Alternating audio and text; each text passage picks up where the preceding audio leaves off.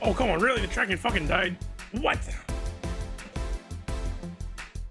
Oh, let me, yeah, wait. That work? No. Wait, I got this. Why is it not working? Can I still use the model? I can still, okay, wait. Wait, I got this, wait. Wait,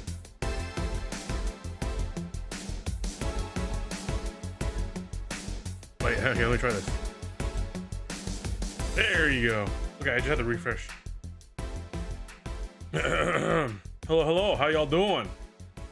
Happy Saturday. Hope y'all doing good. Y'all doing good? I'm doing good.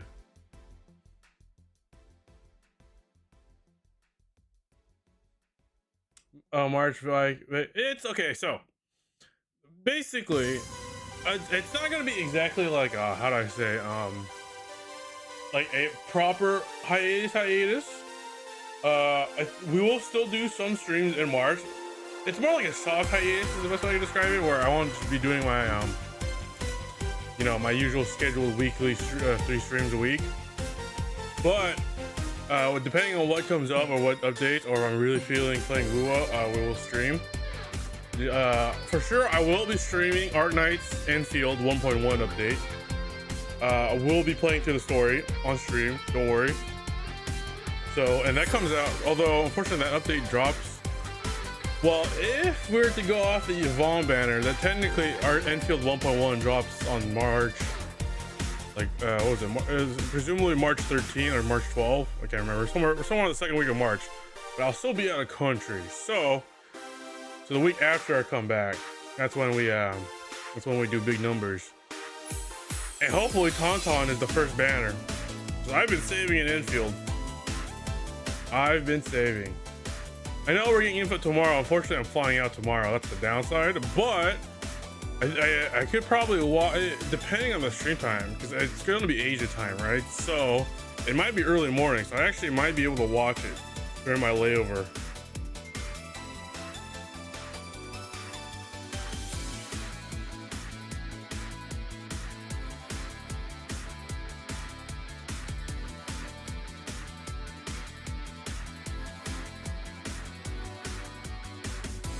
Not working. What the hell? Why is Ward texting me now? Blah blah blah blah blah blah blah blah blah blah. Yeah. Please respond. I'm just gonna respond with that. There you go. But yeah, I'm all for Enfield. Also, we're getting 1930 UTC plus 8. Yeah. If I do, okay. Let me see what that is in my time zone. Okay. What is UTC plus 8? What time zone is that?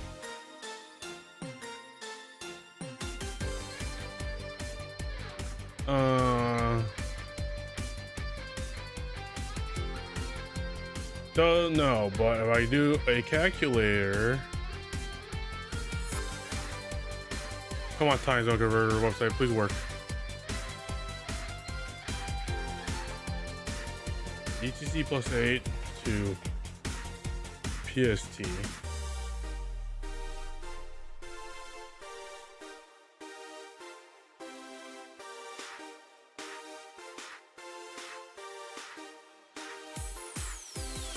What is UTC plus 8, man?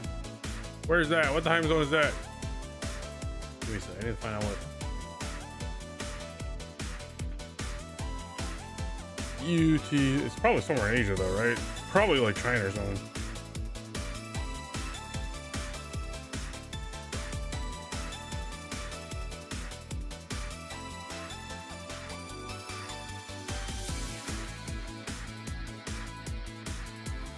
Okay.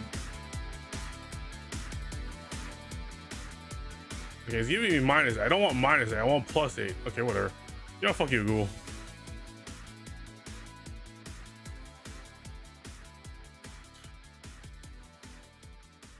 So when is it supposed to be? March 1st, UTC at 4 p.m., 4:30 p.m.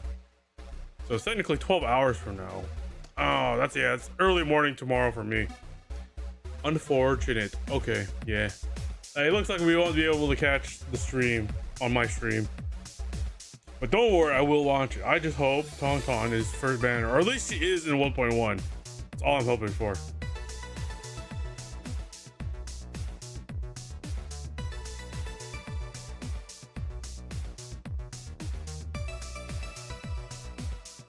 But anything else?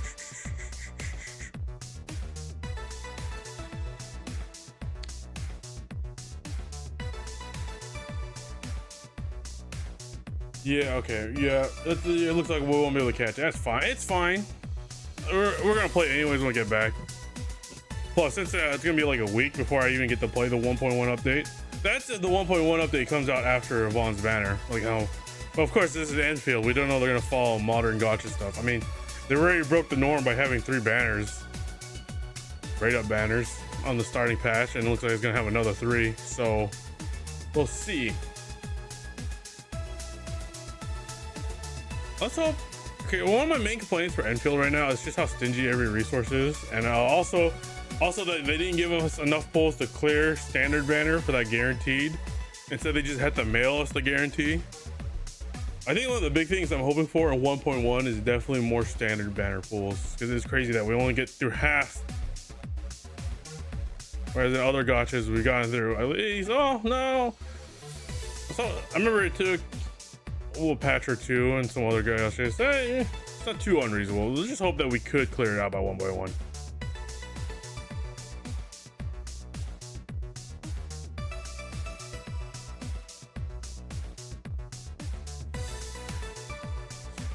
When it comes to other gachas, oh yeah, Never is to Everness. That one's coming out soon, is it not? I remember they dropped the release date for that. When does Never is to Everest come out? I don't remember. They dropped it. NTE. We'll probably play that. I don't know about. Oh, it's next month. The end of next month. Okay, we're good. We don't have to worry about that coming out next April. My bad. End of April, not end of next month. So we don't have to worry about NTE coming out next month. Well, I'll probably check it out, do a stream or 2 on it, and if it doesn't click, we'll probably drop it. Because I still want to catch up on Wuthering Waves, because I've been hearing nothing but insane stuff, positive, good stuff about update 3.1 in WUA. And not only that, it's confirmed that I think it was like they said 3.4 or 3.3 is gonna have the Edge Runners collab that they announced a year and a half ago. So let's hope the Edge Runners collab is good. I hope. Kuro, you better pull some magic out of your ass, because I'm still hurt by the Hoyo's fucking fake collab that is still actually canon to the main story. Which I don't. Okay, I'm so mad that Hoyo somehow. Okay, the only thing that was good about the fake collab is that the units feel like Saber and Archer. They feel great, they look great, they play great. But how did they fuck up the story, man? Especially considering there's so much Fate references in Star Rail before Fate even the Fate collab came out. And it's also no secret that a lot of the members in the Star Rail team are Fate fans. So how did they fuck it up? What'd they do? What happened? And why did they give Caster a generic NPC model, and why is Lancers locked behind an NPC jail? That's whatever. It's been over half of a year since that collab came out, so I'm over it. Mostly. Mostly.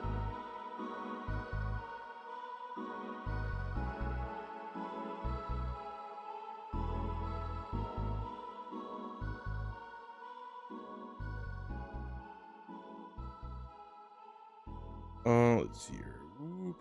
Other than that, I don't think there's anything else really going on in the gacha world. I know I need to catch up on Nikkei. I just don't have the time spread out, especially in March. I'm not only that it's a vacation from both works, it's also just to give me time to focus on other projects that I've just been kind of slacking on, not related to Boost Tail. And also that I just want to focus on a skill that I have not to use in a while, and that have or I haven't nothing like that I haven't used in a while. I just haven't really been using as much as I want to, which is yeah, I've been slowly trying to get back into drawing again, because I I do miss making art. Drawing, it was something I liked to do back in the day.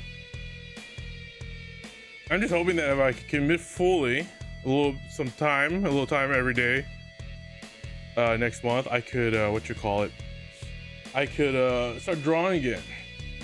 So if y'all follow me on Twitter and I start suddenly posting artwork out of nowhere, and it's particularly Uma or Hololive Yuri, I have recently unlocked my ability to draw again.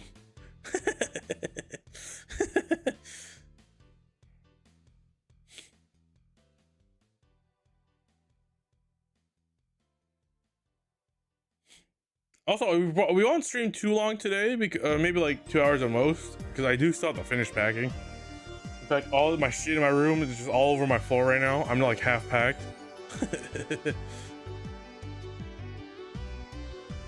So we won't be live for too long. I just want to kind of give you like a little update on what we're going around for in March and what are the plans. Like I said, it's not a true hiatus. Like I said, I'll come back and stream. We'll do 1.1. We'll do a couple of Woo streams. If we are doing a stream, I'll do my best to try to let you guys a day know beforehand. But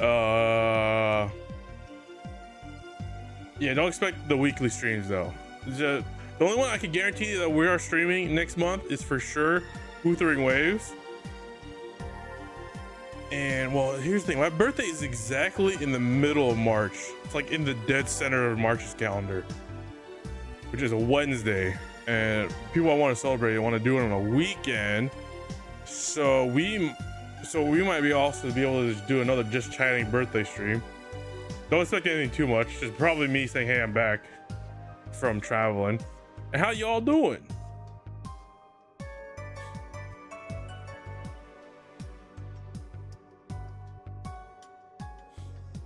Also, what I've been loving on a little derail, you know what I've been loving on Twitter recently is everyone hoping that the new dog Firestarter in Pokemon doesn't start standing up after the first evolution on his hind legs. Please Nintendo, stop giving us furry slop for starters, please.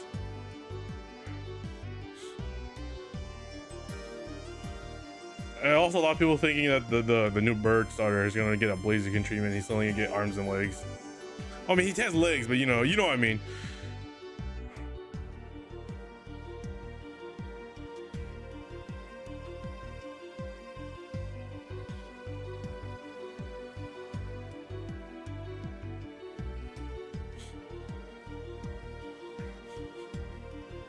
Like all our angry as hell. Just keep him mad.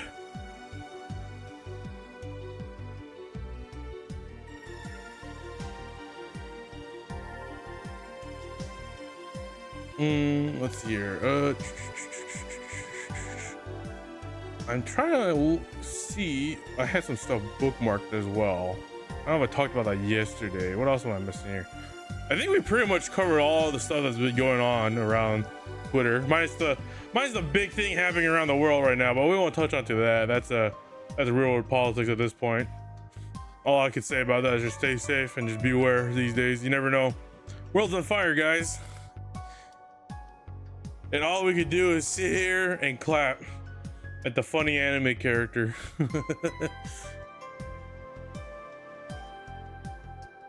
Also, I've been hearing a lot of reviews about the new Resident Evil. A lot of people saying Leon's story bits are the best part, while Grace's is so fucking boring. You know, they should have just made that game all about Leon. Leon. Also, apparently the official like YouTube, Capcom like YouTube and TikTok like shorts videos, what you call it, they've been posting actually like on the official Capcom accounts. I've been posting fucking Leon Kennedy thirst trap videos to promote the game. They know what people want.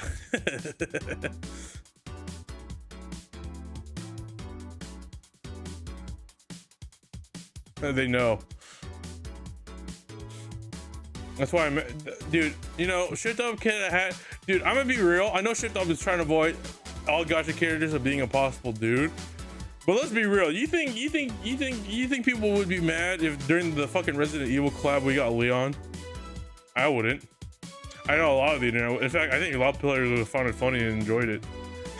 You know how funny it would have been? No, Leon. I mean, when the Resident Evil collab came out, everyone's like, oh, come on, really? No Leon?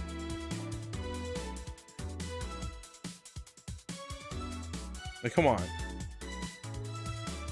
Especially, 'cause, I mean, look at Leon now, man. That man's shirt is fighting for its life. You would? Left would? Okay. Fuck me. Okay. Yeah. Oh, speaking of collabs, how's the fucking Licorice Recoil collab? I've heard actually some people did enjoy it. It's still nothing too special or nothing like the Nier or Stellar Blade collab. I heard it's passable. I've been hearing on the Bird app or Dead Bird app.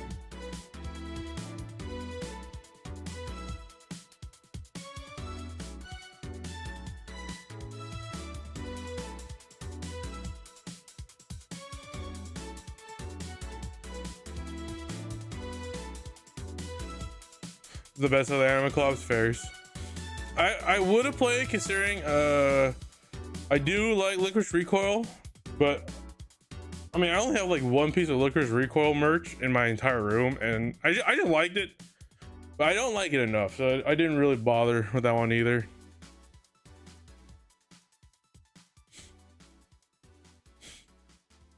Also talking about Nick 8, talking about anime collabs, which is talking about Nier.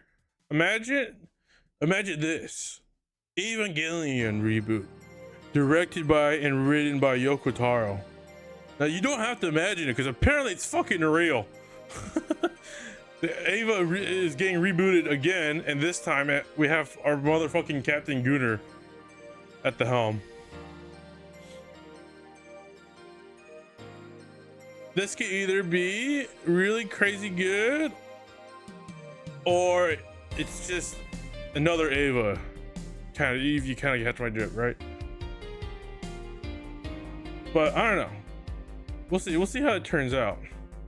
How Yoko Taro could absolutely make it weird.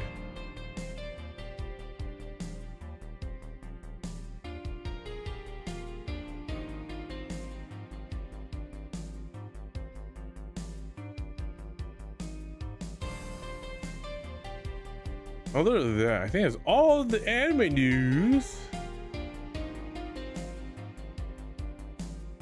I don't think I'm missing anything else, really.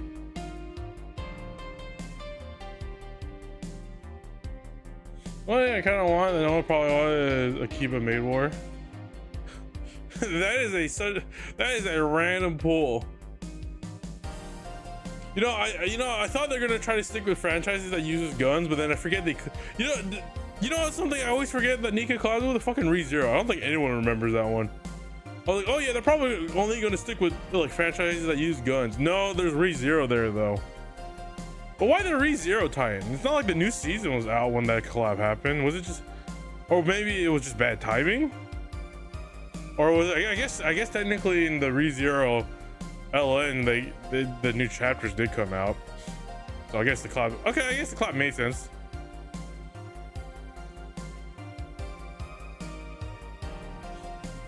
Oh yeah, speaking of ReZero, the fucking what you call it, the femboy enjoyer communities are in shambles because you know, the faces of anime femboys has always been Astolfo, Venti, and Felix, but spoilers if you really care about ReZero, close or mute the stream for like the next 2 minutes. In the latest chapter of ReZero, again, spoiler warning, Felix is no longer what's her name's 9 anymore. And so he's like, okay, I'm gonna stop being a cross-dresser now and started dressing like a normal dude.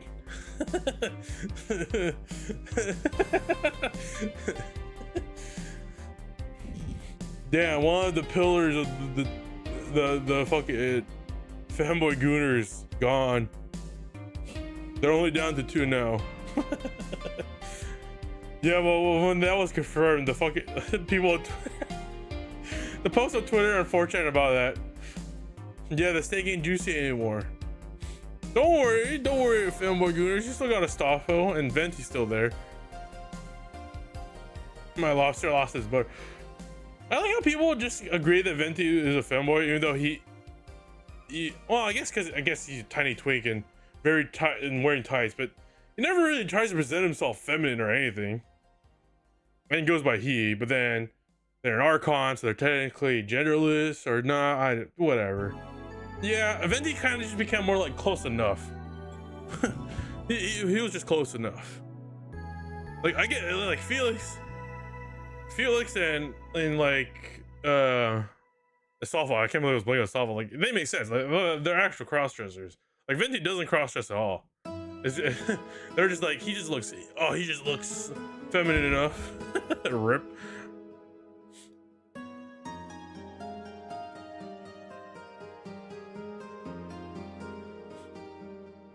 You know, back in the early days of the online internet community, specifically the weeb community, you know who the face of fucking otonokos or femboys? Oh, Japanese term is otonoko, but the Western term is femboy. The face of it back in the early days of the internet was, surprisingly, it was still Astolfo. He was still like the face, but the other one was actually Bridget from Guilty Gear, but then Strife came out, and then they lost Bridget. I'm not gonna get into that one because that talking about Bridget's like inviting a political talk, and it's not worth it.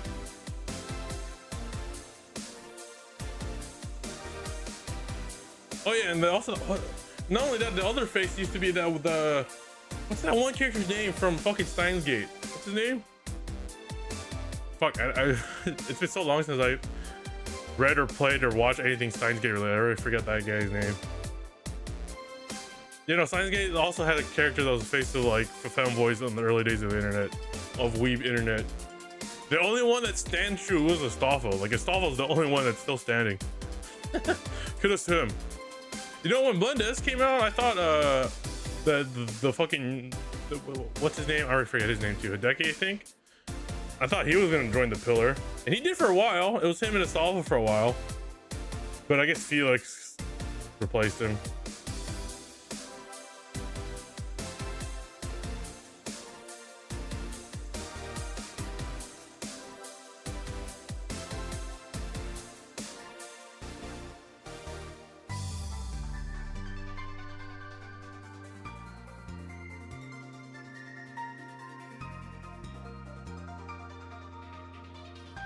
But I don't think any other character has really come to the face of that yet.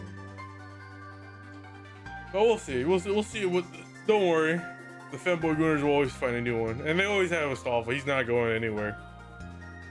Maybe. Well, we'll see, because FGO might depend.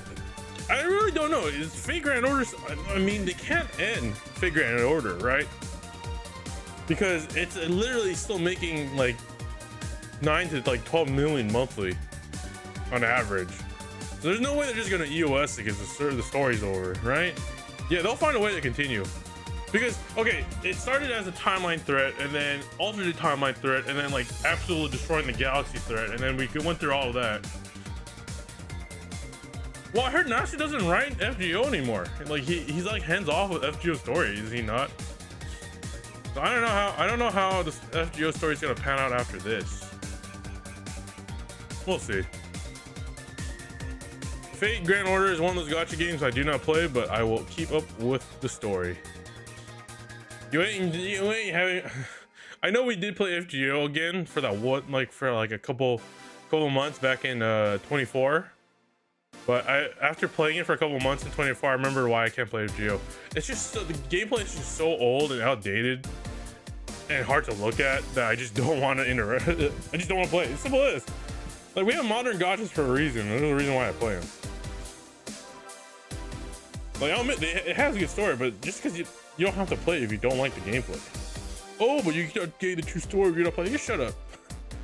The reason why the game's story is presented as a visual novel is so it's easily read, so that's why it's easily able to catch up on story. That's how I'm able to keep up with Nikkei story, because it's not like fucking Wuthering Waves or Genshin, where it's like the story is like core in the game, not like a simple visual novel thing. Guy, right? Yeah, I get the urge to grab. I will admit though, the lotto events in FGO are really addicting. But then again, that could just tie into gambling's addicting, right? There you go, my atomic bomb. Oh, I do miss my Melocene team though. That was fun.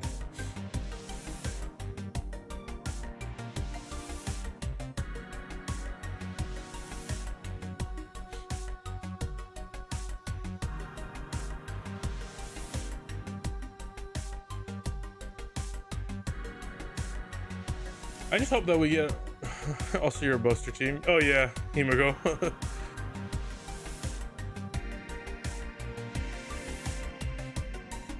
Not really meta unit. I wonder why Vol plays her. Looks at the 2 Omega Melons. Ah, that's why.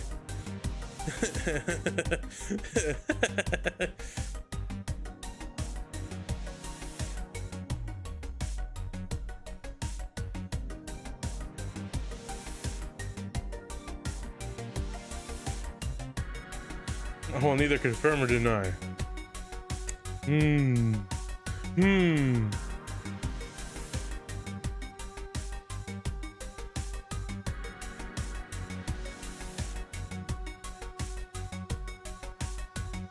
trying to think. Oh yeah, I guess yeah. Also, OG Arc Knights. OG Arc Knights is another gacha game I just cannot get behind the gameplay for. Cause like I tried to tough it out, like, cause like tower defense is my least favorite gameplay type. But fortunately, it's really easy to keep up with the story in Arc Knights. Plus we have Enfield now. I know Enfield's like 100 years in the future. I thought another thing. Well, I shouldn't really comment too much on the story for Enfield because we are pretty juvenile into the game story right now. But the story definitely hasn't had the absolute disparity moments that Arc Knights is known for. Arc Knights and Nikki players enjoying a mutually story of suffering. Hell yeah.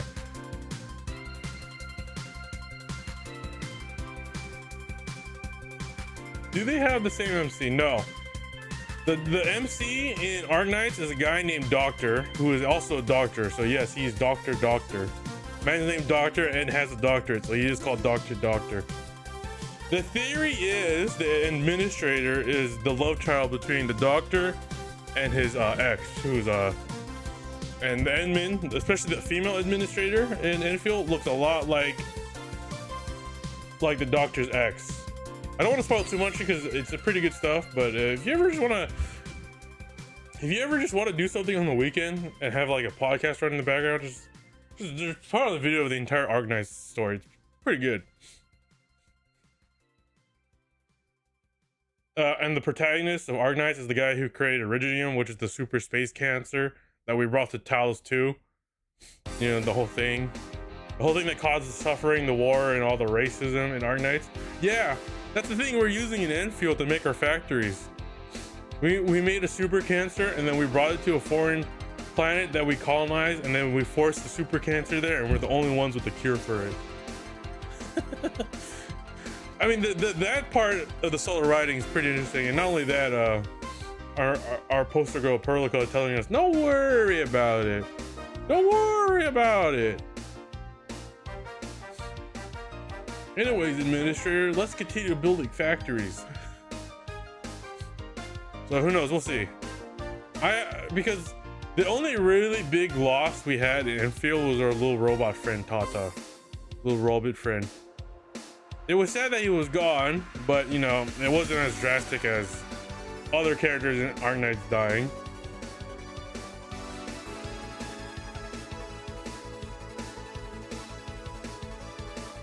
Although it did play to Yvonne's story well, and Yvonne did really care for the robot like it looked like it's her own kid.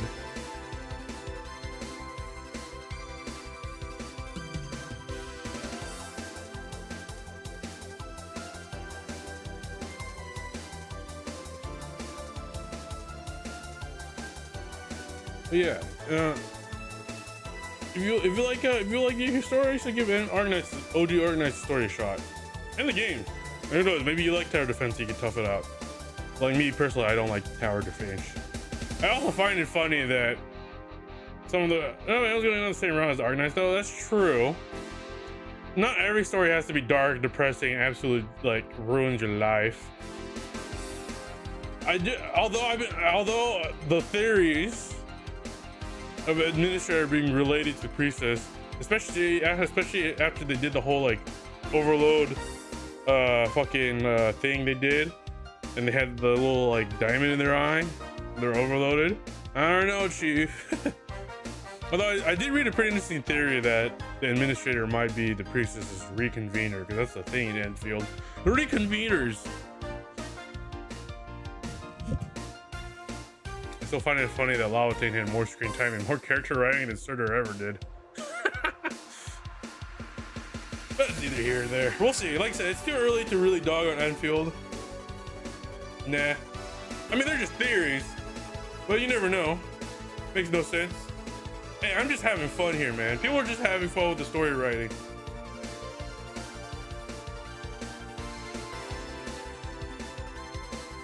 I'm also mad that we have M3, who's already been confirmed as monster, and we only get to see her like for like what, 2 cutscenes. Sad. Hope she becomes. I think another unit I guess I am waiting for is M3 whenever she shows up. There's also Warfare, who was brought up with Gilberto's background story. Warfare is someone running around somewhere, Talos 2, suffering. They're still in years of origin, but the dog. Oh yeah, that's true. They are immune to it. So yeah, I guess the reconvener theory is not possible. You're right, but it was still a fun theory nevertheless. Or who knows? Maybe it could still be a clone, but not the route of reconveners. Because you know the priestess kind of pulls shit out of her ass. So so does the doctor, or at least pre amnesia doctor. Also, it doesn't help that both protagonists in both games start off without memory and then get waken up by an adoptive daughter-like character. Might be other, yeah, that's what I was just thinking. That might be true. Like I said, like we even when they showed the priestess's power, it's still like not the full extent of what she's been able to do. So, pre-amnesia doctor's gone after Babel. True. What's also interesting is that the in every cutscene and every animation that the Enfield does, their eyes are actually animated. It's not like other gacha games where the character's wearing a mask or like a face mask. They don't animate that part because they never plan to take it off. It is planned that the administrator will remove the mask at some point. I mean, they kind of did for certain cutscenes, but you know what I mean. Who knows? I mean, those right modders removing the mask anyways. Well, I'd like to see the reason why we actually have to remove the mask. Apparently, we have the mask on to stay healing. But when we have flashback cutscenes, we're still wearing the mask. I'm still kind of confused the purpose of the mask. Truly. Truly. Like I said, all we can do is sit and wait. And wait for the 1 month patch cycle that hopefully Enfield. I just hope, I hope we get a sizable amount of story. I know we're getting 2 new areas in Wuling. That's confirmed, and another outpost factory. Which is a shame, but hopefully we get more resources, because my current outpost, my stockade outpost in Enfield is like literally doing nothing, because there's not enough stuff in Wuling resources to go around. Oh, and also speaking of Enfield, I actually finally maxed out Ember. I got all of the towns maxed out. I crowned all of them. I fucking got the god roll perfect maxed out essences and maxed out artifice gear. Now I just wait for the stupid cat. Yeah, when I realized that Pepe was it infected Originum, a reconvener of her is impossible. So I have to settle for second best Tauntaun. Who knows? Never know, like I said, never know what a hippogriff is gonna pull out of their ass. I said it's too early. Although I will say though, the gacha community's reaction to Enfield's release has been polarizing, is to say the least. There have been so many hyper opinionated things on Enfield's release. There are people who are like literally do posting, say it was worse. People like the pre-alpha's gone combat better. The gacha system is gonna kill the game, yada yada. I'm gonna be real, unlike other more recent modern gacha releases, I think Enfield's gonna stick around. not just gacha Twitter, but even on like on the YouTube side. And you know what's the worst part? As much as I love Wuthering Waves and I'm enjoying the game again, I'm tired of people using Wuthering Waves as the basis for like modern gacha. I'm like, Wuthering Waves and Anfield couldn't be two very separate games in general. Yes, they're both modern gachas, yes, but like they're like so different fundamentally and story-wise and design-wise. Yes, they're both gachas. I don't know. I just think modern gacha players are just spoiled by Wua's and like Hoyo's pity system. Like I said, as someone who's played old ass gachas, like Brave Frontier, FGO, old year one FGO, fucking Postal Dragons and all that shit. Yeah, imagine playing a gacha with no pity, doing 500 pulls and not getting the banner character. That was the gacha life I had to go through. You know why I didn't whale in old gachas? Because the rates were garbage. I didn't start whaling in gachas until Hoyo came out because they had 50-50s. Like, it's actually worth throwing money. Will players suffer for post Getchy? Yeah, and then you know even before like Getchy technically had shittier rates. I wasn't streaming Genshin at the time, but I was one of the victims of the Staff of Homeless event. I spent so much on trying to get the Staff of Homa that I spent more trying to get 2 copies of that stupid staff than I did getting a C6 Ganyu. It was insane. The old weapon banner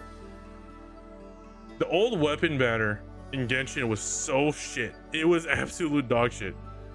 Not only you had to pass the 50-50, if you passed the 50-50 for the rate up weapon, you had to do another 50-50 of the one of the 2 rate up weapons, which turned it technically you had a 25% chance on the pity to get the weapon you wanted every time. And if you failed, and if you hit the standard weapon, then it just turns back into 50% chance. So it was garbage. Then there's this Wuo, better put. I know I love Wuo, but I hate the community that glazes it. If you guys forget, Wuo was dog shit. There's a reason why I dropped Wuo pretty early, because like 1.1, 1.0, and 1.2 was like, it was rough, man. Like it was a hard sell to keep me playing that game. But like with 2.0 and all that shit's been going on, and I've been hearing good stuff about 3.0. Yeah, Wuo is definitely better now. But I think Wuo players need to remember, Wuo sucked at launch. Let's be real, it fucking sucked. And don't get me started on the performance issues that Wuo had at launch. Oh boy. And even now, I'm still getting some like. That's another thing people need to give Enfield. Like Enfield's like the most optimized gacha I've ever fucking played. Like no frame stuttering, nothing. Just long loading times, yeah, but like it just runs so well. That's also one of the best looking Unity games. Anime Unity games specifically.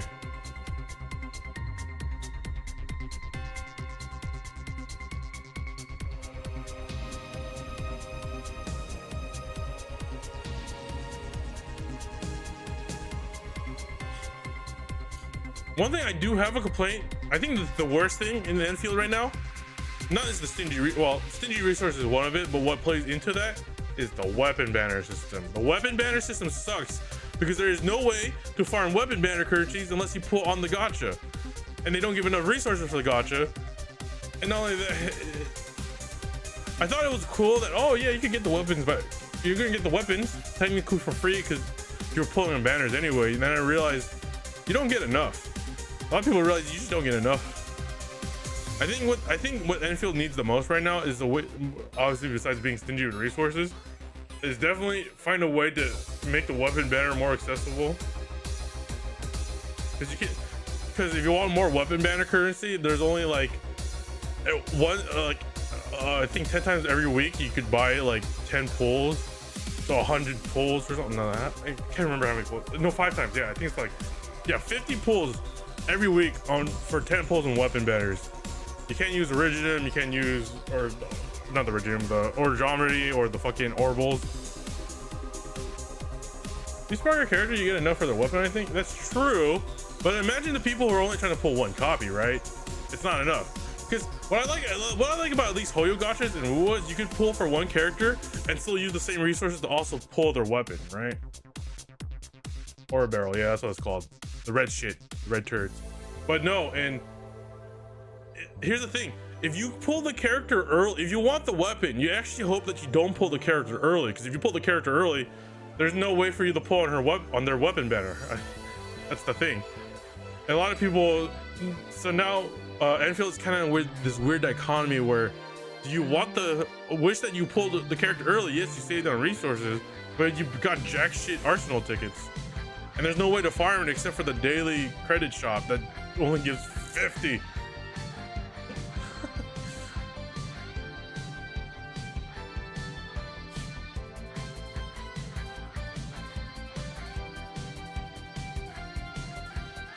So let's hope that I think that's the one thing I've been always leaving in my reviews is fix the arsenal system, because I thought it was cool at first, but in practice it sucks ass.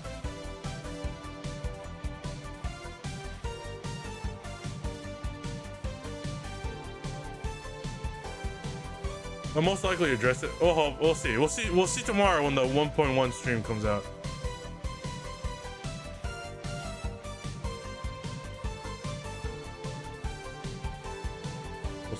That's enough of me about ranting about Enfield. Is it gonna make me quit Enfield? No. Enfield, I'm definitely gonna stick around. Unless they really fuck up the story in 1.1 and 1.2, or they never fix some of my core issues they have in the game, I probably won't drop WUA like I did Star Rail or WUA, and just wait for them to fix it. Let's hope they fix it as soon as possible. Let's hope Hypergriff could break the mold and actually make those releases.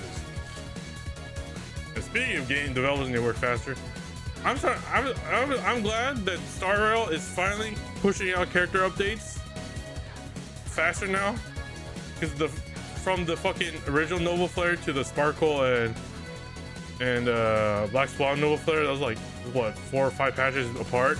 Now we're getting another Nova Flare and another 2 patches.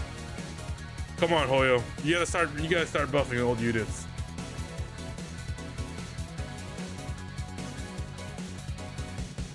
That's the one thing I wish more gotchas do, is just buff old units.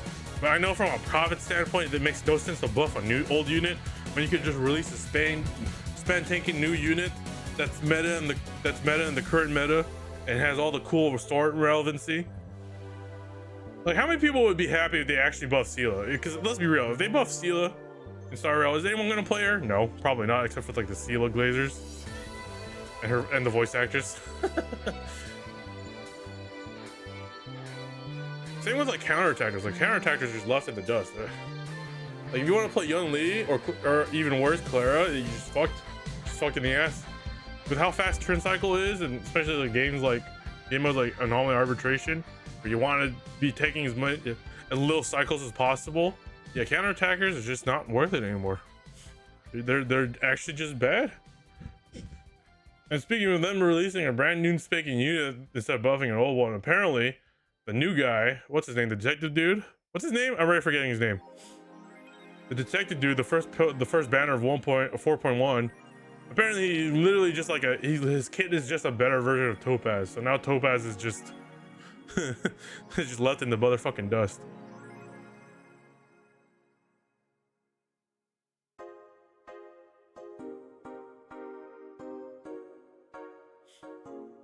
Did you know the video of the defective leader ruling is the same? Yeah, I noticed that right away. The moment she talked, I've recognized Molly Zhang's voice so well now.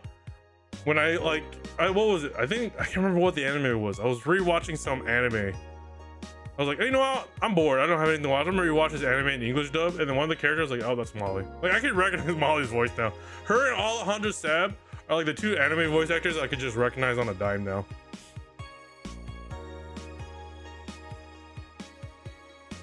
Yeah, Molly is quite recognizable these days. And Alejandro Sab.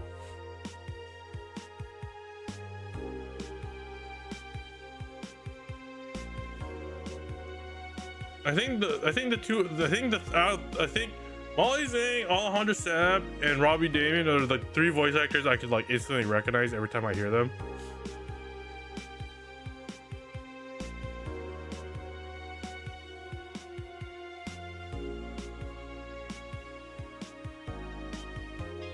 Oh, also Kira Buckland. Kira Buckland is another one whose voice I can always recognize.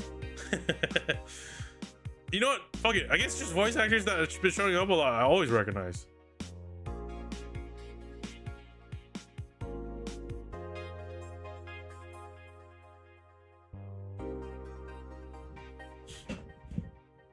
Wait, did Molly come out and confirm that she's the voice actor of what's her name for Wuling, or they're withholding that until she comes out as a unit?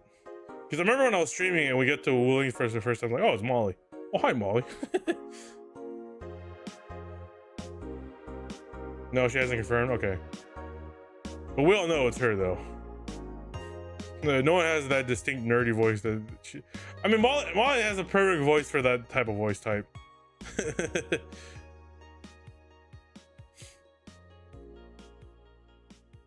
I mean, after all, the leader of Wuling fucking eats like trash, only instant noodles, is too lazy to clean her office, and motherfucking spends her money on goddamn chubby long gacha. Perfect. Dream.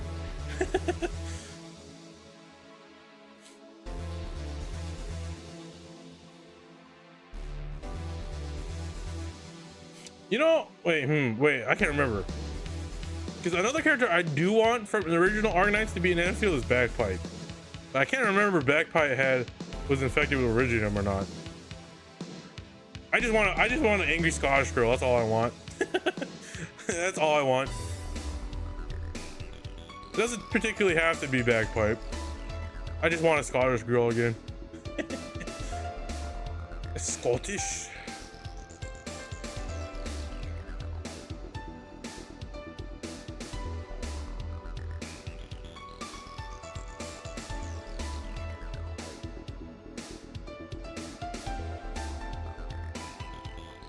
Oh yeah, wait.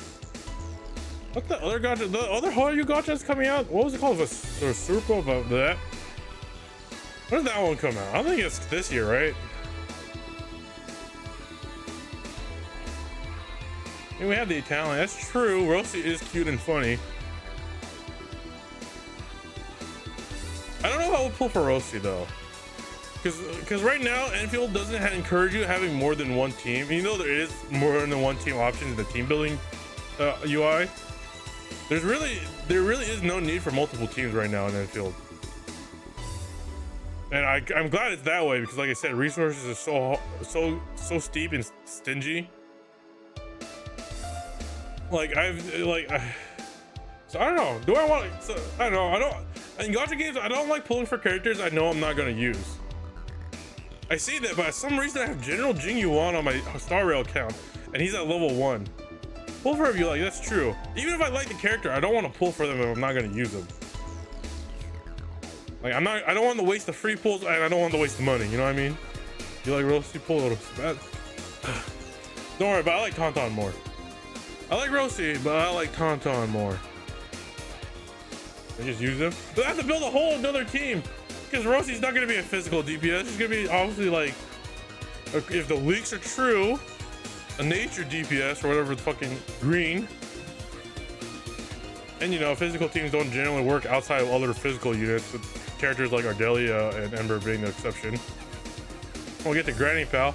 I would if they weren't so stingy with the damn resources. Yeah, but teams are flexible, I guess. Well, you know me, I like to play games hyper optimized. It's just how my brain works when it comes to games. Ardelia is just a hyper generic support.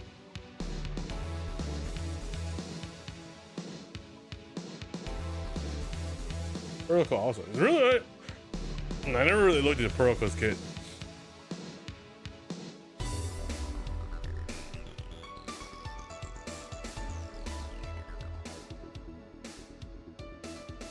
Level 60. That's true. I guess you don't need to hit. I guess your supports don't have to be at level 90. Same with physical teams. Like only the main DPS has to be level 90, and the other physical DPS could just chill at level 80 or even 70. But goddamn, man, I like seeing my teams all maxed out. That's like the best part. You know, like this is my team. These are my boys and girls. You don't need max skill level. True, but I do. I like having it. I like looking at it.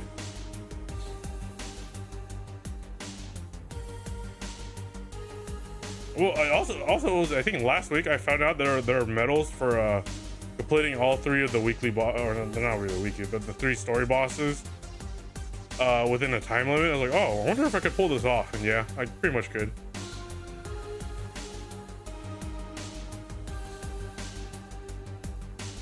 Sometimes in front of anybody, your main DPS. Yep. Can't be said any truer.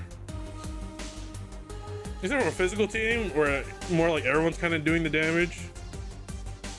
Well, my current team, like right now, is a physical team and trying to stagger the enemy as fast as possible, so that way Ember could do her big stagger burst, because the greatsword I use like triples or stagger like attack damage after using 2 combo skills before doing that.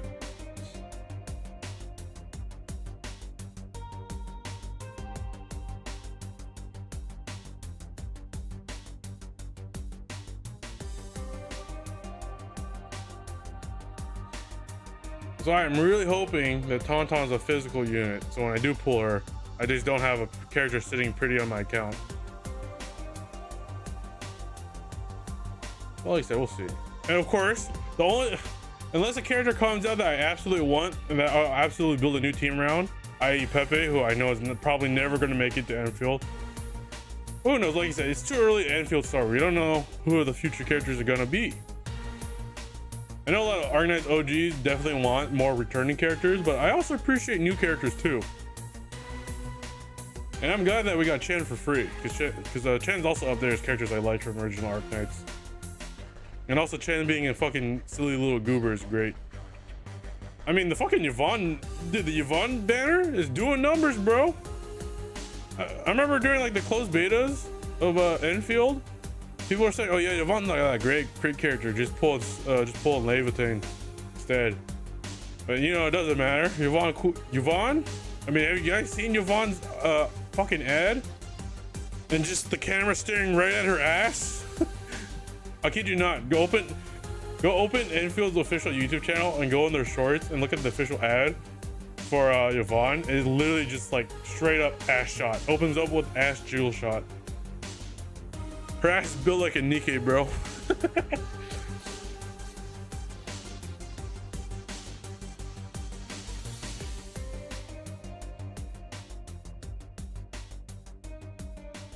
Also, I wonder what they would do for Enfield collabs, because OG Arknights had some pretty interesting and fun collabs, like with Dungeon Ministry. Attractive design, charming personality, marketing push. True. I mean, I also liked Yvonne's character. I would have pulled for Yvonne if I didn't know about some of the other characters, because like I said, I was pretty much spoiler free of all characters, even during the beta, because you know, like I didn't want to watch and spoil all the possible characters. Like I said, I would have pulled Yvonne if Tauntaun didn't exist. But since Tauntaun exists, I will gladly skip Yvonne. I do like her voice and her accent though. I don't know about the other character though. So a lot of the theory, okay, so we all know that Tauntaun's definitely the guaranteed unit of 1.1. She's even the face for the update, and obviously it's going to be focusing around her because it's where the cliffhanger ended on. The question is, who would the other two be? There are no confirmed leaks. It's true, but it's kind of obvious, right? Like the pre-marketing for 1.1 has Tauntaun. The story ended where Tauntaun was at, and not only that, what you call it? It's not a leak. I'm just saying it just by pure speculation and what they've released officially so far. It's kind of obvious. Like she has to be, right? The whole question is, who would be the other two? A lot of people are saying Rosie, right? These are the silhouettes way back when. True. I think Rosie for a 1.1 character would make sense. I don't know why they would hold off. But then again, you never know what gotcha is, because there are gotchas that would introduce a character and keep them in NPC jail for like multiple patch cycles before they finally leave. So you never know. It's possible.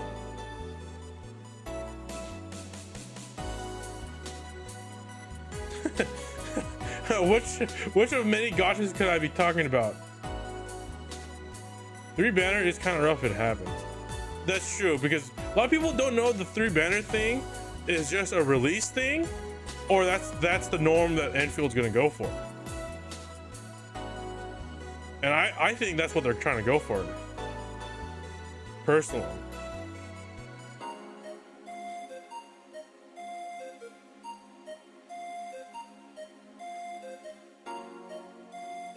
All I'm saying is, I just hope with how everything's been laid out and everything that's been officially released and announced and shown and teased. The Tauntaun is at least one of the units next update.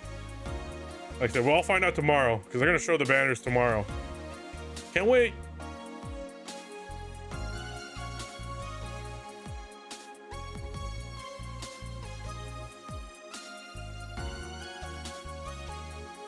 Well, I guess, like I said, the only other character I'm waiting for is M3, but who knows how long until M3 becomes story relevant. Because she's like in a whole different continent right now. Please give me monsters, she's cool.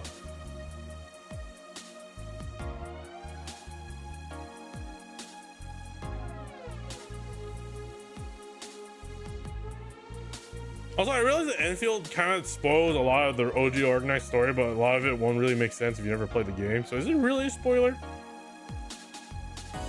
But then again, if you play Enfield first and then you go back to playing OG organized, it's like watching the Star Wars prequels, you know? Like you know it, but you don't know how it panned out, I guess. Yeah. I guess that's one way to look at it. I know I've been talking about glazing about Enfield, but I guess the closed Enfield gameplay, A tier, S tier. I'll even argue S tier. I love the gameplay. Gotcha resource system, about a C. Could definitely be better. And if we want to include Arsenal in that system, then D, because Arsenals is just garbage. Enfield raises more questions than answers. I know. I do like seeing what Enfield has a unique print on right now is the reaction of people who played Arknights and those who didn't, and like seeing the drawing similarities and whatnot.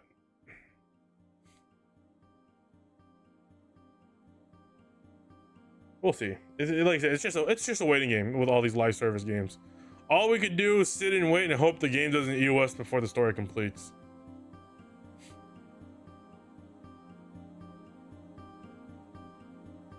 And I know there's a bunch of like WUA fans and Enfield antis who are saying that Enfield is gonna hit EOS.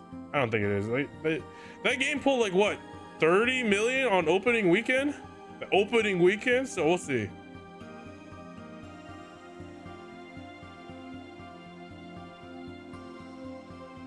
Even gacha games that people thought were gonna EOS, motherfucking Infinity Nikki, that fucking dress up game made, like that game absolutely bricked itself with its 2.0 update, absolutely ruined the gacha system, and that game still has an EOS. I don't know, those like, because it's the internet and people love to have opinions. I have opinions about the gacha and I get passionate because I want the game to be good. Stellasaurus still hanging. Oh yeah, Stellasaurus still hanging.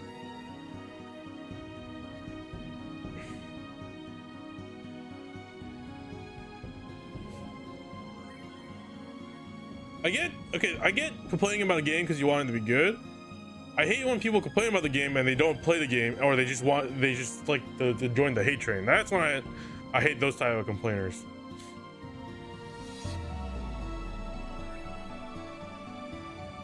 Unless I control on the one, they should express them. Well, also with how content, because here's the thing, also with content creation being a thing, and how algorithms and feeds work. Like algorithms will just feed you what you want to hear. So when you want to hear people talking shit about Enfield, of course you're gonna get videos of people wanting to hate on Enfield.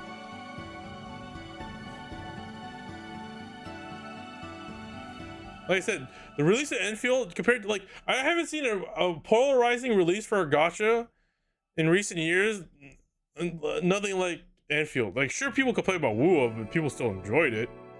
I mean, I stopped having fun with it, so I dropped it. Just like in Star Wars. Like, I enjoyed Star Wars launch, but Star Wars had its issues and its pacing had its problems, so I left it and came back. I'm enjoying the game. Yeah, yeah, exactly. Like, okay, weirdo. Okay, weirdo. You go complain while I stare at Ember's ass. I'm like.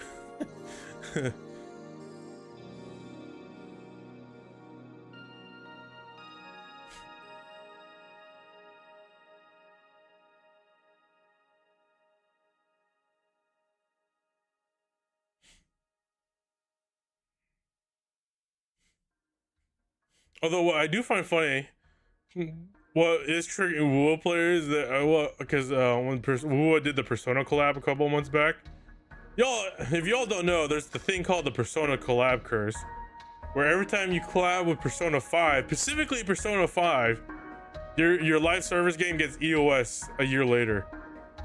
Even Overwatch 2 was affected by that. Overwatch 2 did a Persona 5 collab, and you know what happened to Overwatch 2? It went away and went back to Overwatch fucking 1. So fucking... I need to stop before I rant about fucking Overwatch and Blizzard. Fuck you, Blizzard. Another reason why I complain about Blizzard a lot, because, you know, I grew up playing WoW and Blizzard games, and they were one of the holy grails of gaming. And now Blizzard is boiled down to lazy developers pushing a political agenda and drinking breast milk at the office. What the fuck is going on at Blizzard, bro? You know what's going on with the gaming industry? Motherfucking Xbox just shot itself on the foot because you know what's a good idea? Okay, the current CEO stepped down, so what should we replace him with? Another CEO that has at least some time in the gaming industry? No, a CEO that have only worked in AI tech.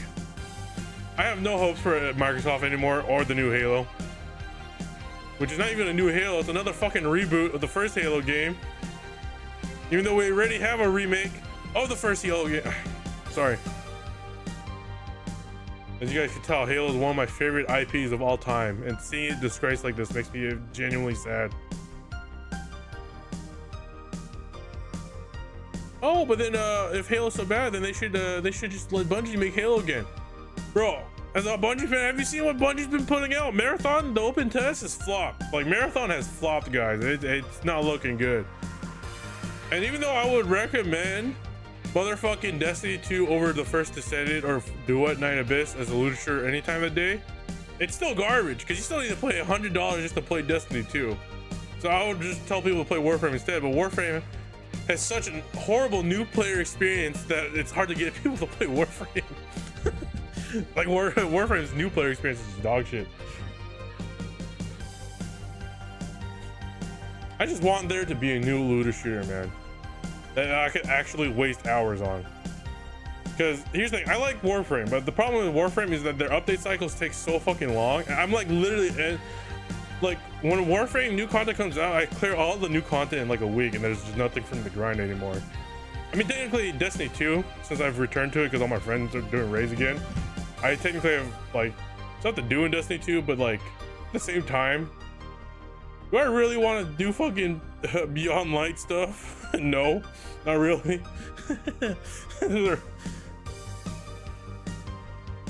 Yeah, so I don't know. There really isn't a looter shooter out there, and like I said, First Ascended is just, the grind isn't satisfying at all, and the reward isn't great, and it fell off again after the 2 near collab.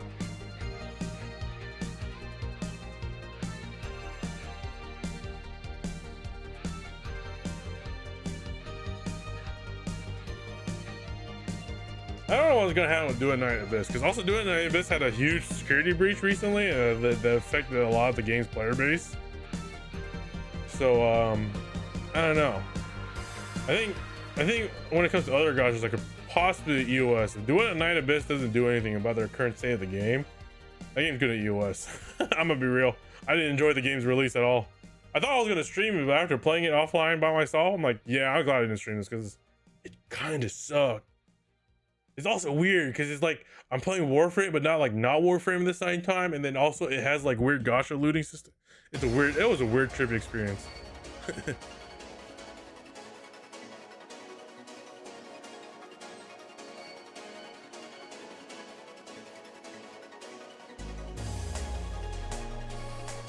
You didn't have the firewall turned on.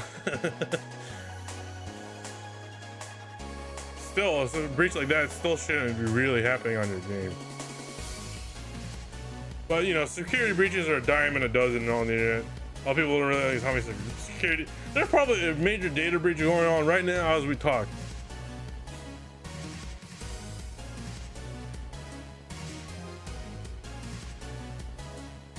I don't know, but I still have some hope for Duet 9 Abyss. Because me and my looter shooter friends who all played it, and we're also all gacha players, like there is potential to do it. It's just they're not realizing it yet. I think that game needs a little more time in the oven.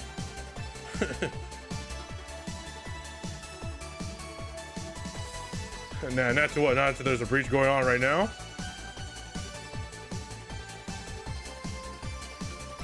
Aren't really doing anything. Oh, they're not. Oof. When did Do It Night Abyss come out? That was like 4 or 5 months ago, right? It'll just fade eventually, yeah.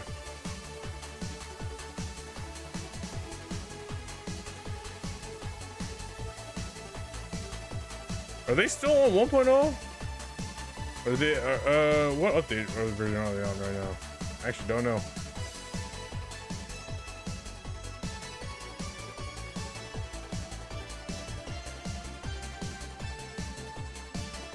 Whatever. I don't care enough. We'll see if it phases obscurity or actually pops off. I was excited too. The fact that the characters are just obtainable, like you could just farm for the characters and just use them. And the gacha is just limited to cosmetics and whatnot. That's the weird part. It still plays like a gacha game to the bone and the system and whatnot.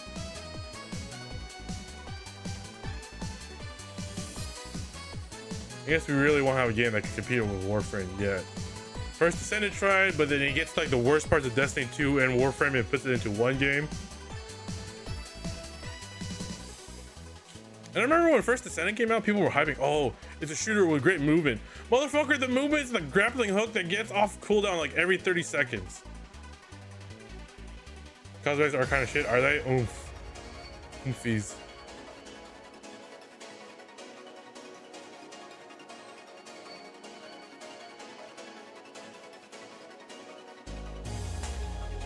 Things enough to keep it afloat for long. Yeah, I think when it comes to modern gacha releases, Do It Night Abyss is definitely going to be one of those to hit EOS.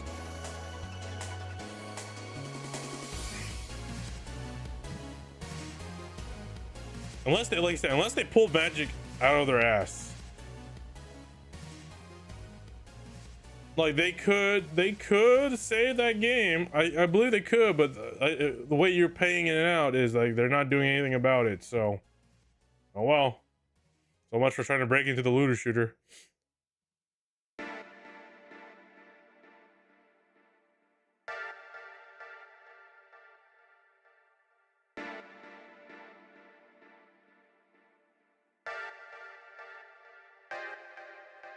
Sorry, I don't see a communication or improvement. Yeah, I just went on Do It Night Abyss's Twitter, and all they're talking about is like new cosmetics you could pull for. The only thing they address is the server issue, and like, players' accounts getting compromised.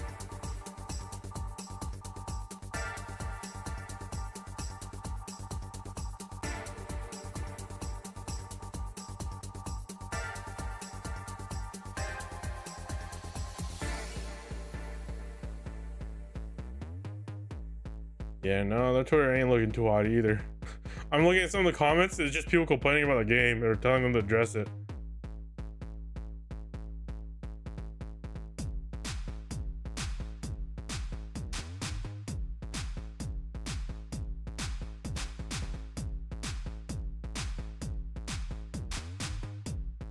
Yeah, that's a gacha ain't gonna last. Also, speaking of gacha, I know Zenless recently released, what are we, 2.3, 2.4?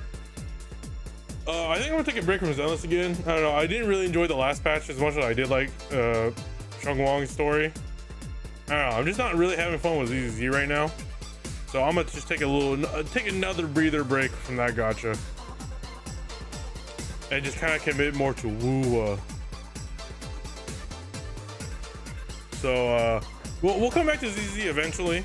I think once we cap out on the story for Woo, then I'll go back to Zenless. But for now, I think the gachas we're doing is Anfield, Zenless, and Star Rail. Those are the 3 ones I want to focus on. And of course, whenever Nikkei drops a 0.5 or full anniversary update, we'll come to that too. Or whenever they get that 3-way Nikkei, Niers, and Stellar Blade triple collab event that they announced a year back ago, when that ever comes out. I'll be playing that, don't you worry, guys. I know half anime is around the corner. It's usually April, right? late April or mid-May. I can't remember. I don't remember when the half is.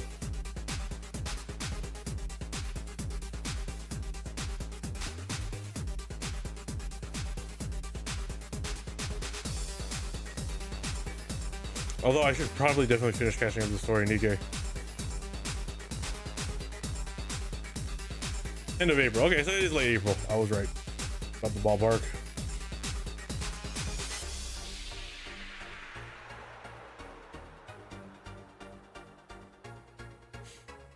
Dude, I never thought that the Fortnite fucking Starro Cloud would be so fucking popular and the second most successful anime collab ever. Right behind Hatsune motherfucking Miku. I guess I really am underestimating the reach Star Rail has. I mean, Star Rail is up there for like one of the gotchas, right?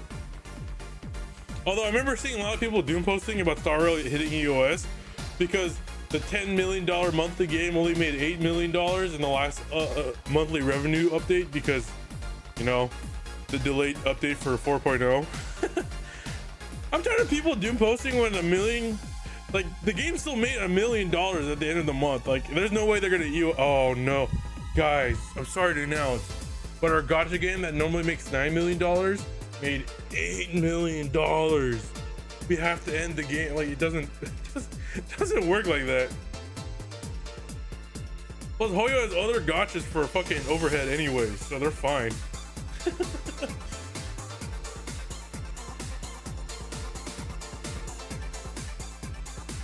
Alright, some techno jargon. What happened to DNA was a hijack to run away through the official launch of NA users, and actually after the day was stolen leaked. There's a reason to recover these kitties kind of made a oh, okay, so it's just a bunch of scripties. Okay, you know, you all you had to, you know, you can just set script kitties and I'll instantly understand what you were doing or what happened. I never really looked into it. All I heard was I just remember opening Twitter one day and then Duet Night Abyss trending, like, whoa, DNA actually trending, and clicking on it is just people complaining about a fucking data hijack or breach. All right, so nothing actually bad. No count losses, no loss of gacha currency.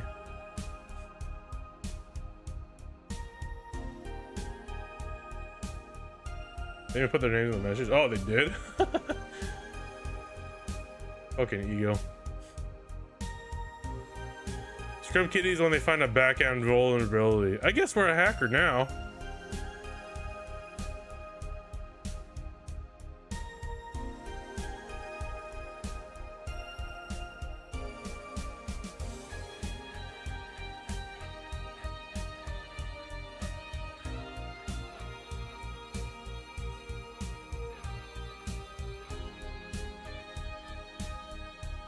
Trying to find, what's that new Hoyo game? I'm trying to find it. I don't know how to spell it.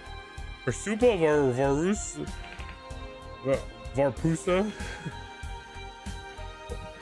Left, what's that new fucking Hoyo gacha game that's coming out? That I've been trying to type the name out for like the last 20 minutes and I fucking can't get it. It's the only other gacha I'm looking forward to playing to that isn't Neverness to Everness. What the fuck was it called? Oh.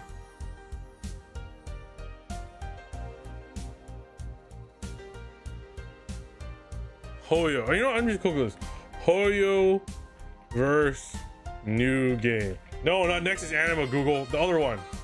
No, the other one. Google also gave me fucking Nexus Anima. The other one. The one that they showed like a 30-minute drop out of nowhere. Fuck.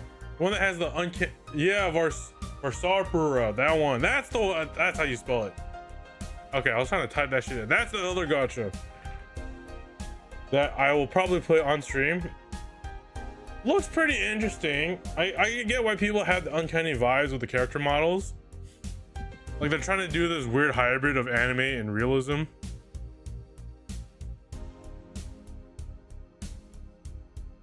Yeah, they dropped like a 30-minute gameplay demo out of nowhere. There's no release date on that, so that's probably... I don't think it's this year. It's probably next year. That's probably a next year gacha. So I guess the only one we have looking forward to this year is wait, what? Oh no, Ananta, that one too. What was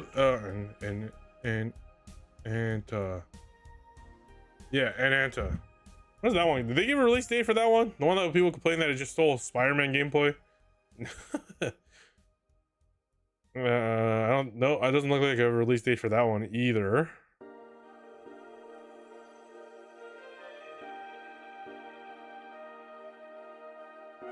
So just Neverness to Everness. Okay, that's just the only gacha it looks like we'll probably new gacha will be playing in the future. Although, like I said, I don't know if we will be committed to that one.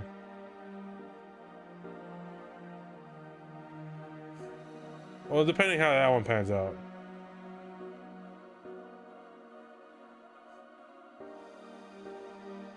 How do you say that? Varspara? Varspura?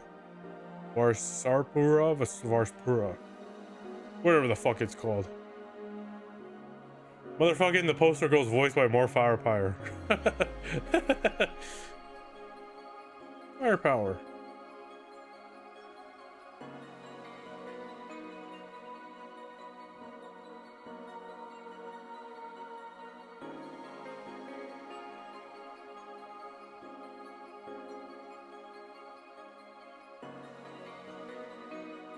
Oh yeah, Super Pause. Give me the same feel like Tower Fantasy gave me the way back. Oh my god, Tower Fantasy! I completely forgot about that. Gotcha. Is TOF still up? I remember like dropping 50 bucks on my game because I wanted the character really bad.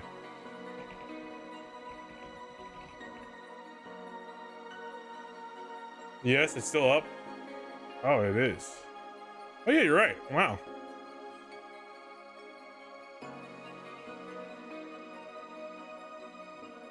Yeah, so someone who's played many MMOs, TOF is not it. Not at least not for me. I guess it's saying his niche. Silver Palace. I know a lot of people were getting pulled in by the Gooner bait, but I don't know. Still going, it even has an origin server in China that no one plays. Oh, rip. So how's the game still alive? Oh no, so wait, they just removed the gacha? Is it just, oh.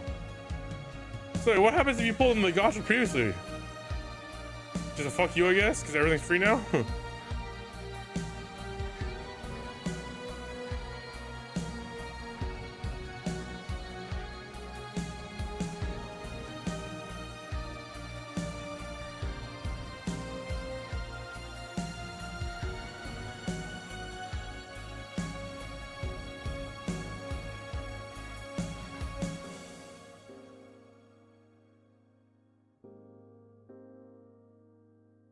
Yeah, I'm just kind of looking over these gachas. Yeah, I don't know. The new server is running alongside the current. Ah, okay.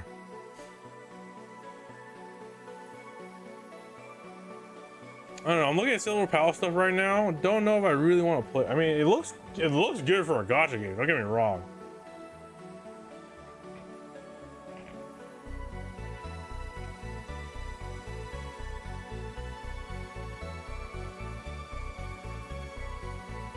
I do dig the Victorian aesthetic. If it's one thing, okay, if Cyberpunk's up there for aesthetics I like, I think Victorian, like a Victorian, like Cyberpunk style, is like my next favorite. I just think that shit looks cool. Like Bioshock, kind of like, you know what I mean? Art Deco. Oh, shit would look good.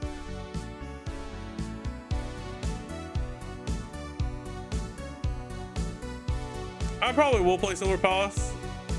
I can't critique it too hard because we don't even know how the story is or this gameplay. Like some changes, like less gacha and more MMO. Oh, okay.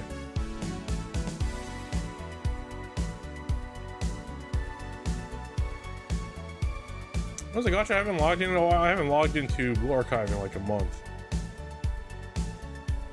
Although I'm not missing any banners I want right now in Blue Archive, so I'm fine. I'm fine. We're good.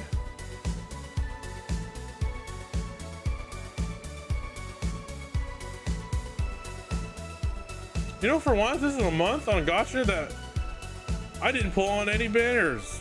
Actually, no, that's wrong. Or new banners, shall I say. I didn't pull anything on Yao Guang. Didn't pull any of the opening banners in Enfield. Yeah, no, fucking. No, wait, no, but then I pulled on Wua and I pulled on Miorni and whatnot. So then, okay, I guess I haven't. not completely dry, but I didn't pull as much as I used to. And there's another thing I'm also going to be doing now is just kind of slowing down on pulling and gotchas. Because like, unless they release a character I really like. To be fair, Forest was releasing back-to-back slapper characters, even though they absolutely broke the meta. I love Evernight. I love him.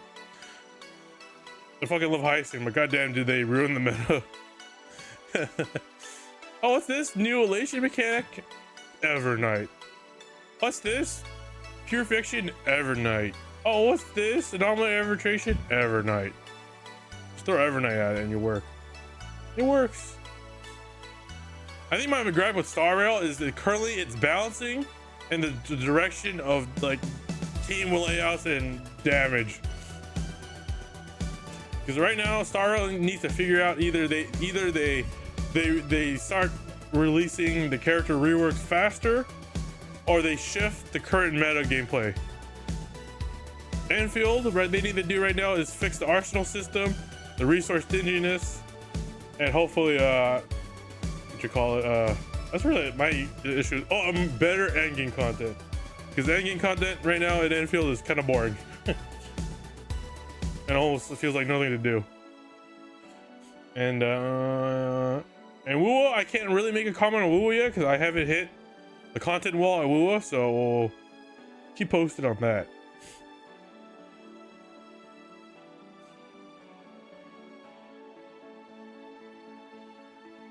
Yeah, I think my big three will just be Woo. Yeah, I think for the time being, our big three is just gonna be Woo, Star Rail, and Enfield, with Nikkei anniversaries and half annies sprinkled in there. Even though I don't actively play Nikkei, I still actively enjoy the story of this game.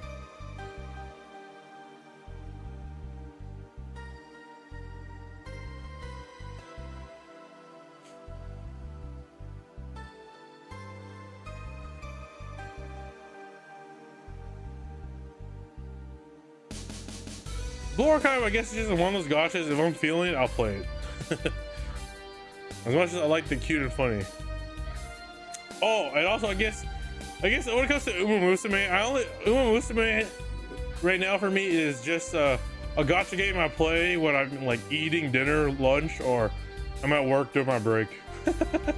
It's the only time I'm logging into Uma right now.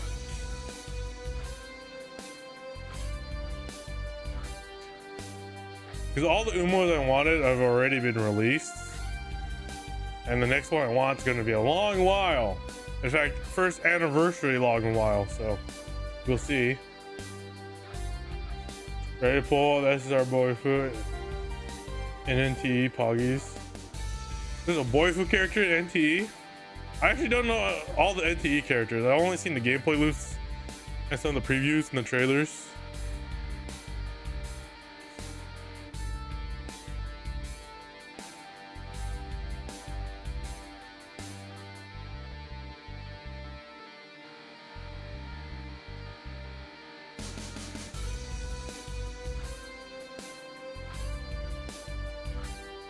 Doing 2 runs of XP materials at Enfield and only being able to operate 12 time. Mood. Or how about doing a double run of fucking credits and getting injection to level up a skill.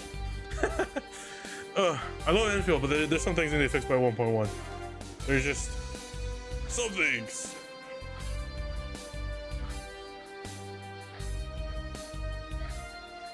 Okay, so Tower Fantasy is pretty much an MMO now. Duet Night of Abyss is pretty much fading to obscurity. Silver Palace looks interesting. I'm looking at more at some videos right now. But, I don't know. I mean, the Victorian aesthetic, it's good. Wait, Silver Palace is gonna be one of those gotchas where all the banner characters or gotcha characters are only gonna be females? Oh no, they have male characters. Never mind. I was about to say, are we gonna get a Nikkei moment and it's all just only female characters? I mean, there's nothing wrong going that route. Oh shit! Speaking of fucking Nikkei and motherfucking Shift Up, their first gacha, or not, I don't know if it's their first gacha, but the gacha before Nikkei, Destiny Child, which I played a lot of back in the day. That was my gacha to play at work instead of Uma. Motherfucking is actually getting a reboot, so I'm actually interested to see where they go with that, because there were some actual fun character designs in Destiny's Child. It's really a shame that you can't play it anymore, because that gacha hit EOS when Nikkei dropped. I'll admit though, Nikkei did everything that all the gooner stuff that Destiny Child did and better, and pretty much perfected it. Like Nikkei is like a gem when it comes to like character designs and story writing amongst gachas. It's just a shame that modern gacha players will never give Nikkei a shot because it doesn't play like a Hoyo gacha. That's also the problem. The one thing, as much as I liked, yeah, that's what I'm saying. Destiny Child's coming back. That's crazy, because I actually wailed on Destiny Child. I spent like almost $1,000 on Destiny Child because I actually like some of the characters. I think the problem with Destiny Child is that during combat you don't see the characters you pull for, except for like a little profile icon on the bottom. You stare more at the enemies than the characters, which is why when Shift Up made Nikkei, they're like, fuck it, look at their damn asses. Look at that rear end butthole. You know there's no, okay, I'm joking. They don't actually show Nikkei's assholes. But some of those pants are really tight, ain't leaving up much to the imagination.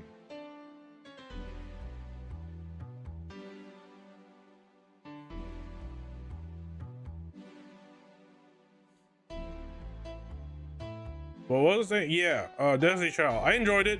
I also liked it because the one thing okay, well, to be fair, the commander Nikkei is actually getting his own personality and character arc, which is awesome. Because when Nikkei first launched, I kind of hated the commander because he was just kind of like a bland self-insert, but now he's an absolute badass. But what I liked about Destiny's Child is that the protagonist was not one also voiced, but also had a character arc and a personality attached to it. 2B's butt. I don't care that they're adding 2B to Overwatch. I'm not playing that game. Fuck you, Blizzard. I don't care if they add 2B to the game. I'm not playing it. It's gonna be a first descendant situation. They throw 2B in there, all the gooners come in, they realize they don't like the gameplay and they fucking bounce out. Not only that, I think the person that's getting the 2B skin is fucking Kiriko, or whatever her name is. And motherfucking, that girl does not have the build to be 2B. I'm just gonna say it. Yoko Taro will literally collab with anyone if you give him enough money. So anyways, guys, I'm gonna start a new donation goal that is definitely not going towards Yoko Taro to have 2B official on my stream. Oh my god, guys, look at our guest, this motherfucker. How much? What's the minimum that Yoko Taro requires for you to throw 2B in your game? Or on your thing? Maybe we'll do it over a burr.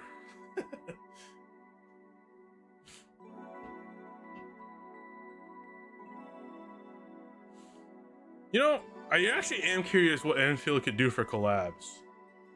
They better not do another Rainbow Six collab. Swear to God. But they have way more opportunities, especially that, but it also limits the characters. Because of the 3D gacha, making characters are quite expansive. 2B. I guess, true. Just throw 2B in there. That works. Fuck yeah. I mean, I guess Nier is the safe pick. I hate that it is the safe pick though, but like, people don't get mad that you throw 2B in there. But also, it's like, I like 2B. Like, don't get me wrong, I like Nier Automata. I like 2B as much as the next guy. I'm more of an A2 guy myself, but like, I don't know. How many times can you throw 2B everywhere? I mean, to be fair, at least 2B isn't a curse like Persona 5 is, so, you know, shrug it off. I wish I could shrug. I wish this model had the ability to shrug. Fuck. Remember the scrap? Yeah, that would have been cool. In fact, I would rather do that in infield. It'd be funny. Fucking pit commanders of all to work. Rest in peace, Lance Redrick. Well, it's so cool that the Arbiter voices him now. Man, I just need a new looter. Man, motherfucking Shift Up, dude, Shift Up has the ability to get the Nikki IP and use their 3D fucking studio and make a 3D looter shooter in the Nikki universe. I'll fucking play the shit out of it, bro. Hell yeah. Oh my god. You know, they could pull that off. We're gonna throw the money on that shit.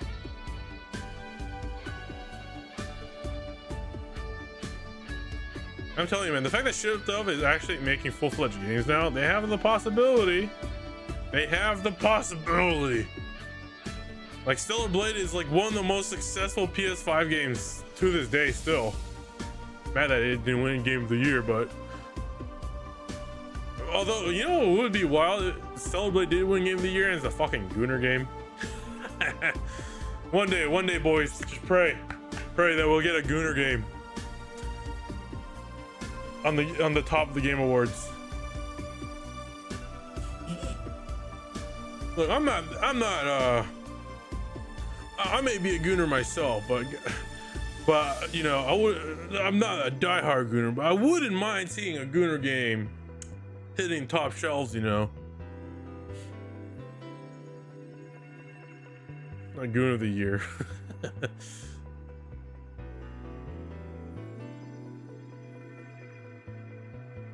Oh yeah, did Highguard hit EOS yet? Wait, let me see, because I remember Highguard deleted all their Twitter stuff. Highguard. What's Highguard doing these days? Highguard has only 20 staff members remaining at Highguard's development team. They have laid off over 80% of their staff. Wow. Over 99% of players have dropped off since its release. Many developers who worked on the game have either deleted or privated their profile on Twitter. They blame the consumer for not consuming. Then make a product that's worth consuming, damn it. Player's fault, by the way, yeah. Oh shit. I also just remembered Imagine Dragons is making a hero shooter. Wait, what's that one called? Wait. Imagine Dragons. Hey dude, how you doing? We're doing good, dude. Okay. What the fuck? Okay, Imagine Dragons hero shooter. The game called.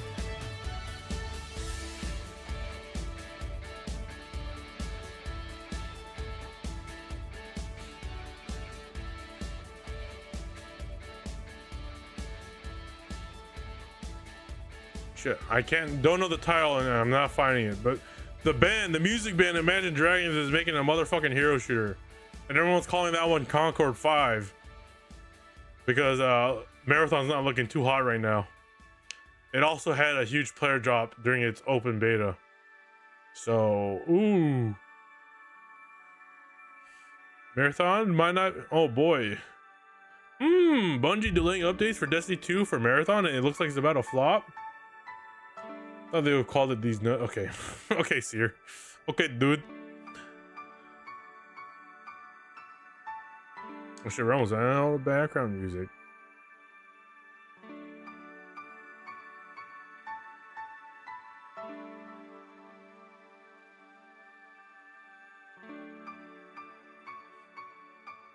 No, yeah, it's nothing like it.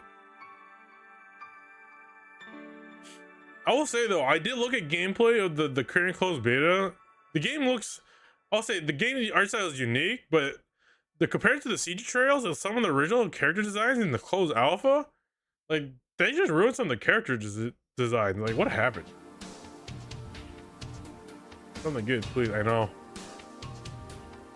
Oh well, like I said, you know, game developers are no longer the glory days. Motherfucking Blizzard's dog shit. Motherfucking Bungie doesn't know how to do shit. Microsoft is literally shooting itself in the foot. Sony literally just closed a lot of stuff and is pushing the fucking Horizon Zero Dawn agenda right now.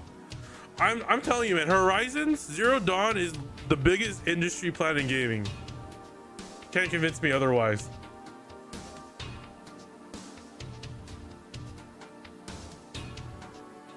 Like, the people I know that did play the game don't remember it at all, or don't find it memorable. And the only time I try to look for positive reviews in the game is always sponsored or a partnered creator of Sony. So I don't know. Tell me, chat. Is it an industry plan, or is it people generally enjoying it? Plus, not only that, speaking of hero shooter, they're making. Do you guys all see the Horizon Zero Dawn hero shooter? Or not hero? It's not a hero shooter, more like a co-op shooter. No one really fucking knows this is a fucking cinematic cutscene. Yeah, everyone's calling that one Concord 3 or 4. I don't know how many Concords we are at now. I can't believe Concord is a derogatory term now. Like I say, I could get that, but is there anything right home about it, right? That's what I'm saying. Like, it's just it's just an okay game. It's nothing groundbreaking. It's no stellar blade. Reminder: the fucking the motherfucking Horizon Zero Dawn fandom, if you can even call that fandom existent or real, was motherfucking attacking Stellar Blade. And I'm just sitting here like, brother, they're both PlayStation exclusives. Still be mad that the fucking Gooner Korean hot babe game did better.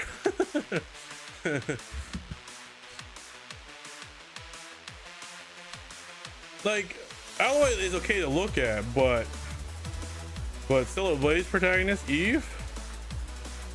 Oh. You know? Like, there's a difference, right? Like, oh, okay, she's pretty. Not offensive to look at, you know? These companies releasing games that already exist in, right? Well, I get trying to break into the market and make something new and innovative, but they fail to do that. Like do it. I've been circling on this game so much, but like, do it at Night Abyss. They come in, try to break into the fucking looter shooter and what you call looter shooter and the fucking gacha space. But they drop the gacha part and focus more on the looter shooter part, but they still keep the gacha part and then do nothing to improve the game after release. From the makers of Apex Legends, dude, when I saw that from the creators of Titanfall 2 and Apex, from the original game designers of those two games, and I see motherfucking high, I was like, I know the stream crashed when that was announced.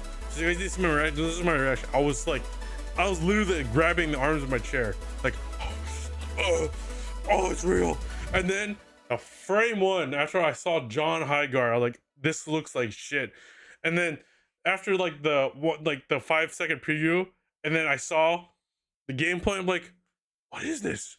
Who wants this? I don't want this. This is not Titanfall or fucking Apex. I would rather go back to Apex with the shittiest readability of all shooters to date than play Highguard.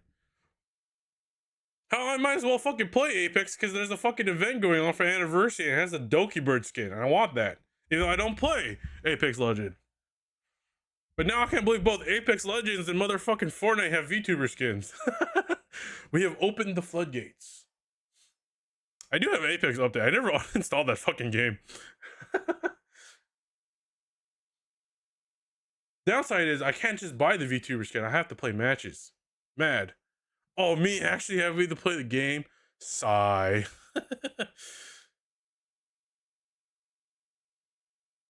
You've been playing a lot of Apex. I was only gonna play it because, like, oh hey guys, like towards like, hey Booze, I know you like Doki Bird. I know she's one of your Oshis. Hey, there's a Doki Bird skin in the game. I want it. The fact that Fortnite has opened the floodgates to have both VTubers, Vocaloids, and gacha games is dude, please. It'd be so funny if they put a Nikke character in Fortnite. It'd just be so fucking funny. I know it's almost impossible because they would have to absolutely overhaul the Nikke's designs to even put them in Fortnite, but it'd be really funny.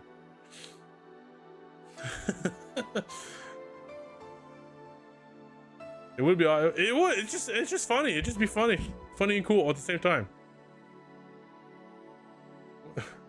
Okay, we have an acronym for cute and funny. Do we have an acronym for cool and funny? Would it jiggle? Well, Kafka's model jiggles, and the Fortnite Gooner community instantly prioritized the Kafka skin because Fortnite skins with tit jiggles are rare and far and few between. One of the more infamous skins that removed the tit jiggle was the Chun-Li skin because people wouldn't stop gooning to the Chun-Li skin, so they removed the jiggle. But I guess when Hoyo came around, like, no, you can't remove Kafka's jiggle, so they kept it.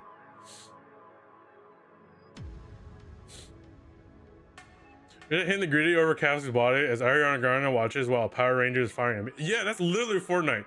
Wait, here, this is, I found one of my favorite things. Oh, I shared it on stream yesterday. Maybe I could find it again. Profile, likes. Did I like it? Please tell me I liked it. Oh, Shupagaki's flooding my likes. No, go away. Wait, where is it? I have to go through so, oh my god, my likes is full. I'll find it, trust.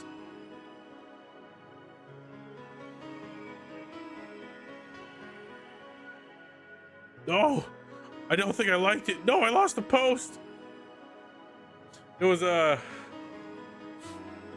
motherfucking it was like Hank Hill and Miku like chilling at a campfire, and then Hank Hill talking to Blade like, do I look like I know what a Stellaron hunter is? Fucking I don't know, that shit like that gets me giddy. Like, I'm a sucker for collabs. Like, don't get me wrong, I'm a sucker for collab. I never thought I was gonna play Destiny 2 again, and they fucking threw Star Wars in there, and I fucking flocked to it like flies to a corpse, a rotting corpse. That's literally, yes, I will describe Destiny 2 in its current state as a rotting fucking corpse. Hey man, super guys finger on the run at trade time. Ooh.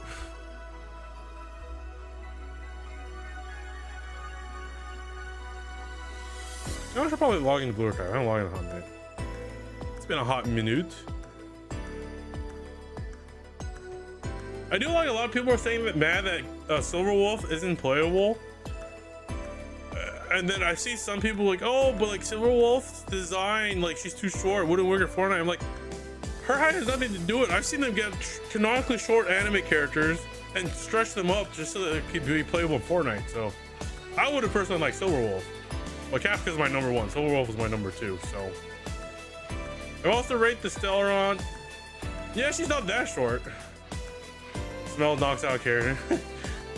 What do you mean? We all know Silverwolf isn't stinky because if you played 4.0, you all know when she's busy hacking and doing her projections, she's doing it from motherfucking the fucking bathtub. She's in the bathtub while she hacks. So we all know that Silverwolf ain't stinky, or at least we know she showers. Rukia from Bleach. Oh yeah, huh? Yeah. They also, yeah. Rukia from Bleach. They stretched her out. I actually redact that sentence. I didn't mean to say it like that. They changed her proportions, is what I meant to say. Oh whoa! I didn't mean to say it like that. It was a misinput. Shut up. They changed her proportions, is what I meant to say. Fuck! I really. Look, guys, I didn't. It was a misinput. I didn't mean to say it like that.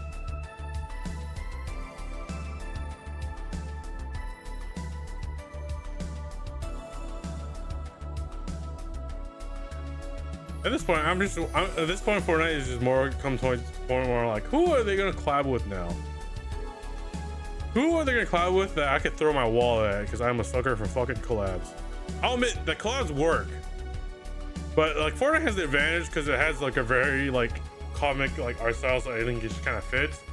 Where I think collabs don't work is motherfucking Warzone. Okay, you know what, chat, calm down. Like, look, you can talk shit all you want. Like, one thing I give credit to for Call of Duty for the longest time was that they still kept the military aesthetic. Now you have motherfuckers like Beavis and Butthead and American Dad and fucking Homelander running around. Oh, but don't you like it? Okay, well, it's different because Fortnite has a style and they adapt it to their style. And usually when games do collabs, they fit it to their style. I mean, look at Smash, one of the bigger collab games. They fit it to their game and the style, and they integrated Even Star Rail, when they integrated Fate, they matched to their style, even though the story was ass. But motherfucking Warzone? No, they didn't even try, bro. Like, the fantasy, the military fantasy of Call of Duty is just gone. Like, the military, like, the military aesthetic and fantasy is gone. You motherfucking have Nicki Minaj fucking flexing her ass while fucking hitting you with a fucking fucking airstrike. Having SpongeBob, Star Rail, South Park, and regular show in the same season, that is actually a pretty crazy run rotation right there. Also, how the fuck did they make a grayscale in for Fortnite? The game just came. Yeah, maybe it was something planned in the long run. Who knows? Sometimes Fortnite's collabs are just a little too on the nose and on the nose with the timing. You know. This thing for the last one. Oh yeah, huh? Yeah, it was just ready. I would like to think the companies approach Epic so they can release those skins on the day of. Which is making me think, because the Star Rail collab happened when we go to the fucking Elation planet, which is Eha, which is all about being funny. And everyone finds it funny that Blade could do the fucking cringiest and the most fucking sassiest fucking emotes ever. Or I sing Kafka smile because it's just funny. It's funny.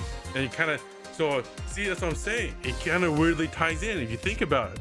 If you really think about it, guys, everything that the industry does is a psyop, and we should stop consuming, and we should all hold ourselves in our house with tinfoil hats. I'm not crazy, you're crazy.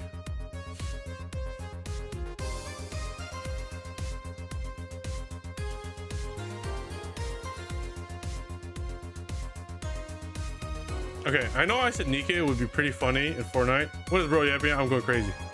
Right, we should stop consuming, start cooming. Yes! You think, because, okay, someone in chat, I read it earlier, like Fortnite should collab with other Epic Games partner. You know what's Epic's game partner? Woo. It'd be really funny to see, I don't know, someone, anyone, running around. That'd be really funny. Woo is a good choice. And it'd also get the Woo Glazers among his sidekicks one day. Well, sidekicks are relatively new. They're cooking with the sidekicks. I've been enjoying it. I am currently stuck with Rigby. I know they're releasing Peppermint Butler today, but it's not BMO. I would rather have BMO. Come on, come on. Come on, Cartoon Network. You give us BMO. It is already out? Oh, they're out. Never mind. It's today. I don't fucking know. I thought it was coming out this Saturday. Or it's just today.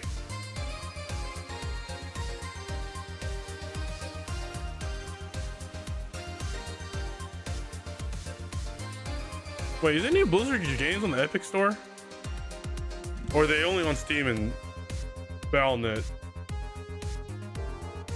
I think Diablo's on Epic, right? Or am I not correct? I'm just curious.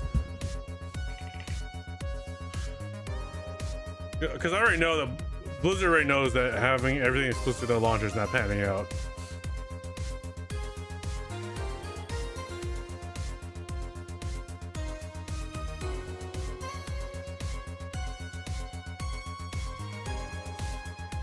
Never underestimate how fast the Covenant Gunner can make RSS 3D models. I'm telling you, man, just pray. Just pray that a Gunner game will eventually make Game of the Year.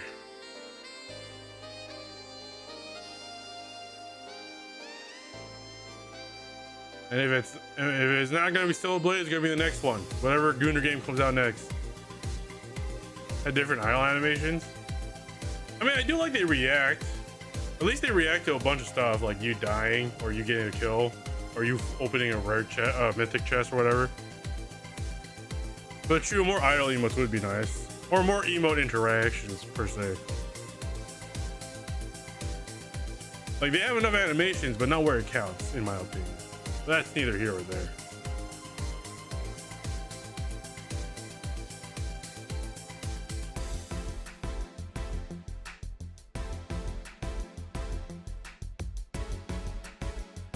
Okay, imagine this. Motherfucking Blue Archive. Fortnite. That's never gonna happen. There's no way. There's no way in hell. Blue Archive is too controversial. Even the fucking gacha community, Blue Archive is too controversial. Speaking of controversial, you know, the fucking recent character that came out in fucking Zenless, dude, the internet, the Zenless player base is absolutely hating it, bro. They do not like her. I like how she's the most controversial character designer. It's just literally a kid that wants to be an idol. But it's not the fact that she wants to be an idol, it's the fact that she has a maid skin is what people are disgusted about. Sana, yeah, is that her name? Sana, yeah. The green hair girl. Yeah, that armpit emote from Ububusume. I saw someone commissioning the armpit emotes. I remember there was like a huge like crash on Twitter. I guess if you don't look at Twitter, you won't see it. See Sonar, yeah, like half of them like, yes, I love soda and whatnot. Twitter freaks aren't. Okay, so Twitter freaks, yeah, true. Twitter freaks aren't okay. ZZ players are fine. True. That's what you're trying to say. You really can't release a cute and funny character without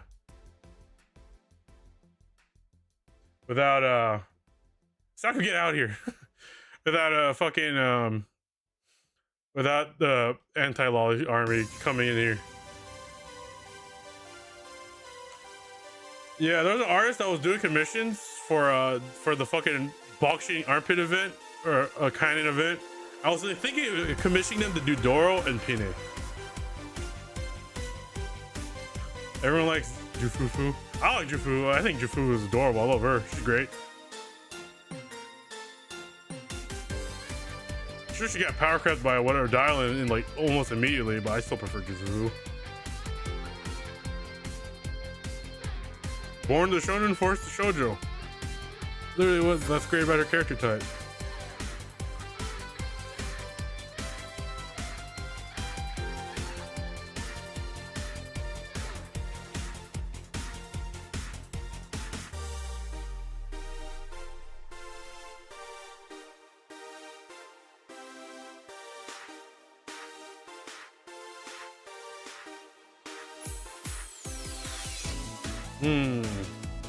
Well, that is just fucking nuts, kid. Why is, yeah, the free ultimate's kind of whack. You know how I was like, oh yeah, Zenless's power creep hasn't been too egregious. It's been slow, but still manageable, and 1.0 units are still usable. Yeah, no, just fuck you. They've just been absolutely releasing insane units back to back, and absolutely a lot of meta players and like heavy invested like data sheet guys are all saying like, oh no, we might have a star rail spike in difficulty at the end of 2.0 or 2.x. So we'll see it happens by 3.x.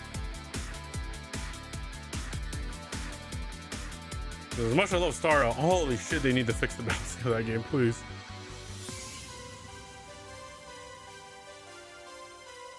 That's true. That's something I also gotta give them credit. They've been upgrading old units hella fast. Something that the Star Rail does need to be even faster on. That's true, because I remember fucking Sanby, or Soldier Zero Anby. I remember I pulled for her. I wanted to use her. I wanted to like her, but she was so convoluted to use. Her setups were a pain in the ass to get going, and her damage output wasn't worth it. And then they fucking buffed her, and Orphe came out. Nut. Great. I love using Sandy. You know what's a character I haven't even finished building? Fucking Zhao and Shuangguang. Those two units have forever been stuck at like level 40 because I don't know. Like I said, I'm not really feeling ZZZ right now. I'll come back to it when I feel like it. But yeah, that's true. ZZZ has been buffing a unit, at least 1 or 2 units every update so far. So, oh yeah, S11 actually good now. I actually don't know because I don't. I haven't been following 11. You know who needs a buff? Fucking Nekomata. Nekomata definitely needs a buff. She's already power crept, like hard. Like Jane Doe does the whole like assault thing better than she does. You know, they have Nakamata listed as an attack character, but she really is more of an anomaly unit at heart. She needed a buff. I would have said she would have needed a buff like 5 patches ago, man. Even way sooner. She lacking. She's struggling.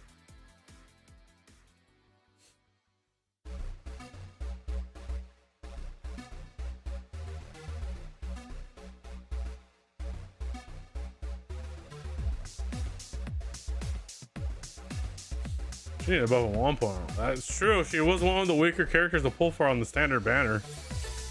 Like Lackanon was fine. Like his kit was fine. Sure, his kit was a little more involved, but they actually updated him like other stun units where he's off field now. Like you don't need it. Just, here's the thing. On-field support units are just dead now in ZZZ. ZZZ is currently shifting to a gameplay meta of 1 hyper carry, maybe, or in the case 2 anomaly DPSs, or a hyper carry and a sub DPS, and an off-field support, or at least a support that doesn't take that much on-screen time. Oh, okay. I know a lot of you guys just tuned in. Okay, so I also have to end stream soon because we've already been going for 2 hours and I still need to finish packing. So I'm just gonna have some closing thoughts. Okay, so March. Yes, we're technically doing a hiatus, but it's not as hard as my previous hiatuses. It's more like a soft hiatus. We will still be streaming in March. So, although don't expect the weekly stream schedule that I normally do. One stream there are 2 guaranteed streams in March, which will be Enfield 1.1. We will be streaming Enfield 1.1. Because I still want to play Enfield. I like Enfield, and Archites is cool. We might do a birthday stream because the people I want to celebrate my birthday with, i.e. family, we're doing that in Japan.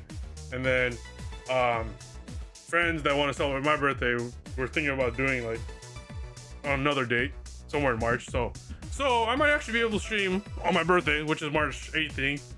So that might be a stream there too. I don't know, maybe I'll do something stupid and eat like 50 chicken nuggets again. I don't know. But we'll do that. And then if I'm ever bored and I feel like playing Wuthering Waves or just want to catch up on the story, might do like a Gorilla Wua stream here and there.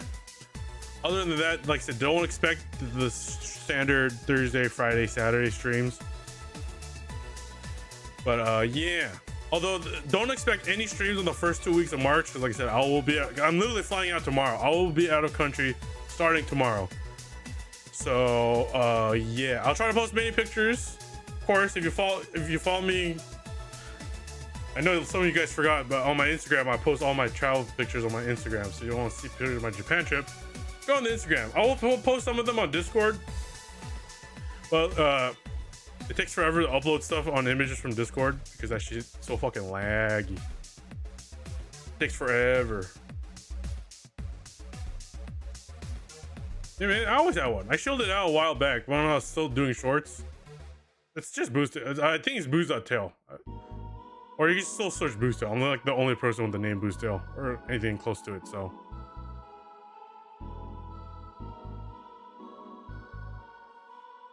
Yeah, I post all my like travel images there. Cool stuff. But yeah, whenever I'm traveling and I'm not streaming, you want to know what I'm doing, the Instagram's there. The Instagram doesn't really, it's just there so I can share all the cool stuff I see while I travel. That's all it's there for. But other than that, other closing statements. Oh, another reason why I want to do this like soft hiatus on March, because there are a couple stuff I want to focus on again. One of them is actually get back into drawing, because I haven't drawn in such a, well, I've doodled. But I haven't like fully drawn or committed to a render in so long, so I kind of want to go back to doing that. So like I said, if y'all who follow me on Twitter and you randomly start seeing me post artwork, yeah, that's probably what's happening. Yeah.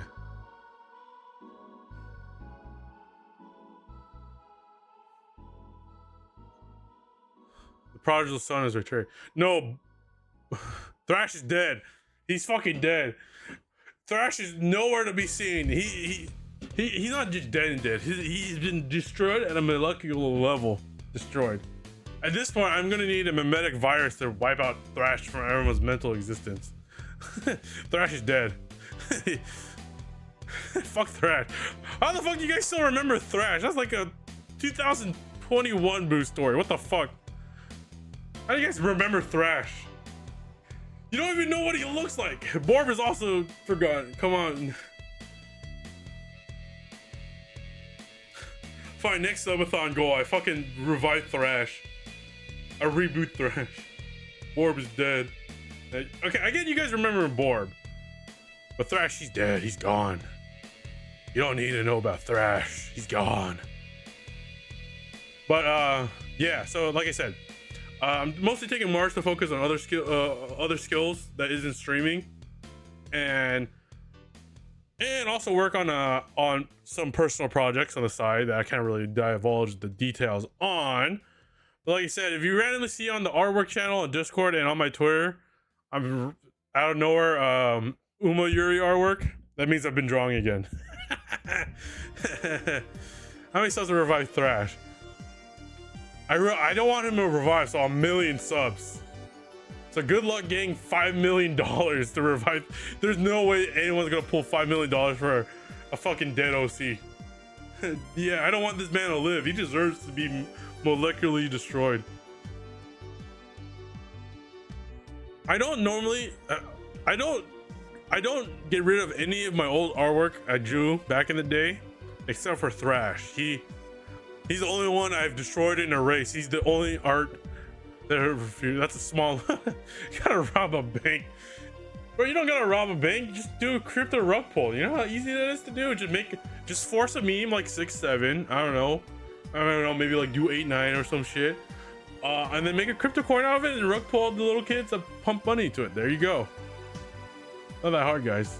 Okay, that's for all legal intents and reasons. That's a joke. I do not condone pyramid schemes. For legal reasons, my lawyer says that's a joke. It's a joke, and I do not condone rug pulls. But my Hawk to Osaka coin, no, no, bad.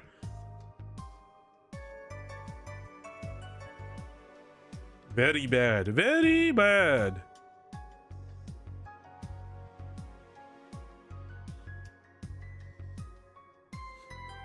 But any other closing statements before I end stream? I'm trying to think. Okay. I think that's about it. Yeah. Just look forward to the Anfield streams, the possible, most likely a birthday stream, but don't expect anything too big out of it.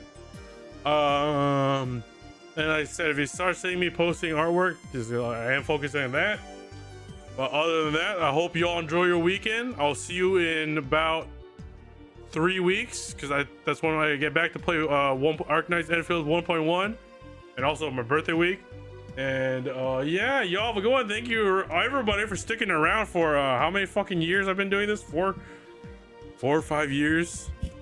And y'all financially supported me on this stupid ass endeavor and sticking around. But yeah, y'all have a good one. Thank you everybody for tuning in today. I have no closer. Y'all enjoy your weekend. Stay healthy, stay alive, and survive the world end.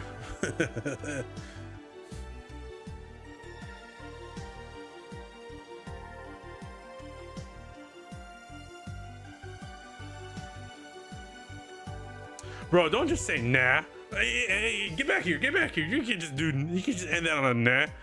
Motherfucker. Also, sorry, YouTube chat. I just realized some of you guys were talking on the YouTube chat. My YouTube, for some reason, my YouTube Twitch hybrid chat's not working right now, so I actually didn't see anything said in YouTube chat. I'm absolutely fucking sorry. I'll try to fix that. My bad.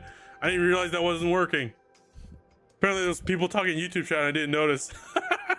I'm so sorry, guys. Anyways, y'all have a good one. Bye, everybody.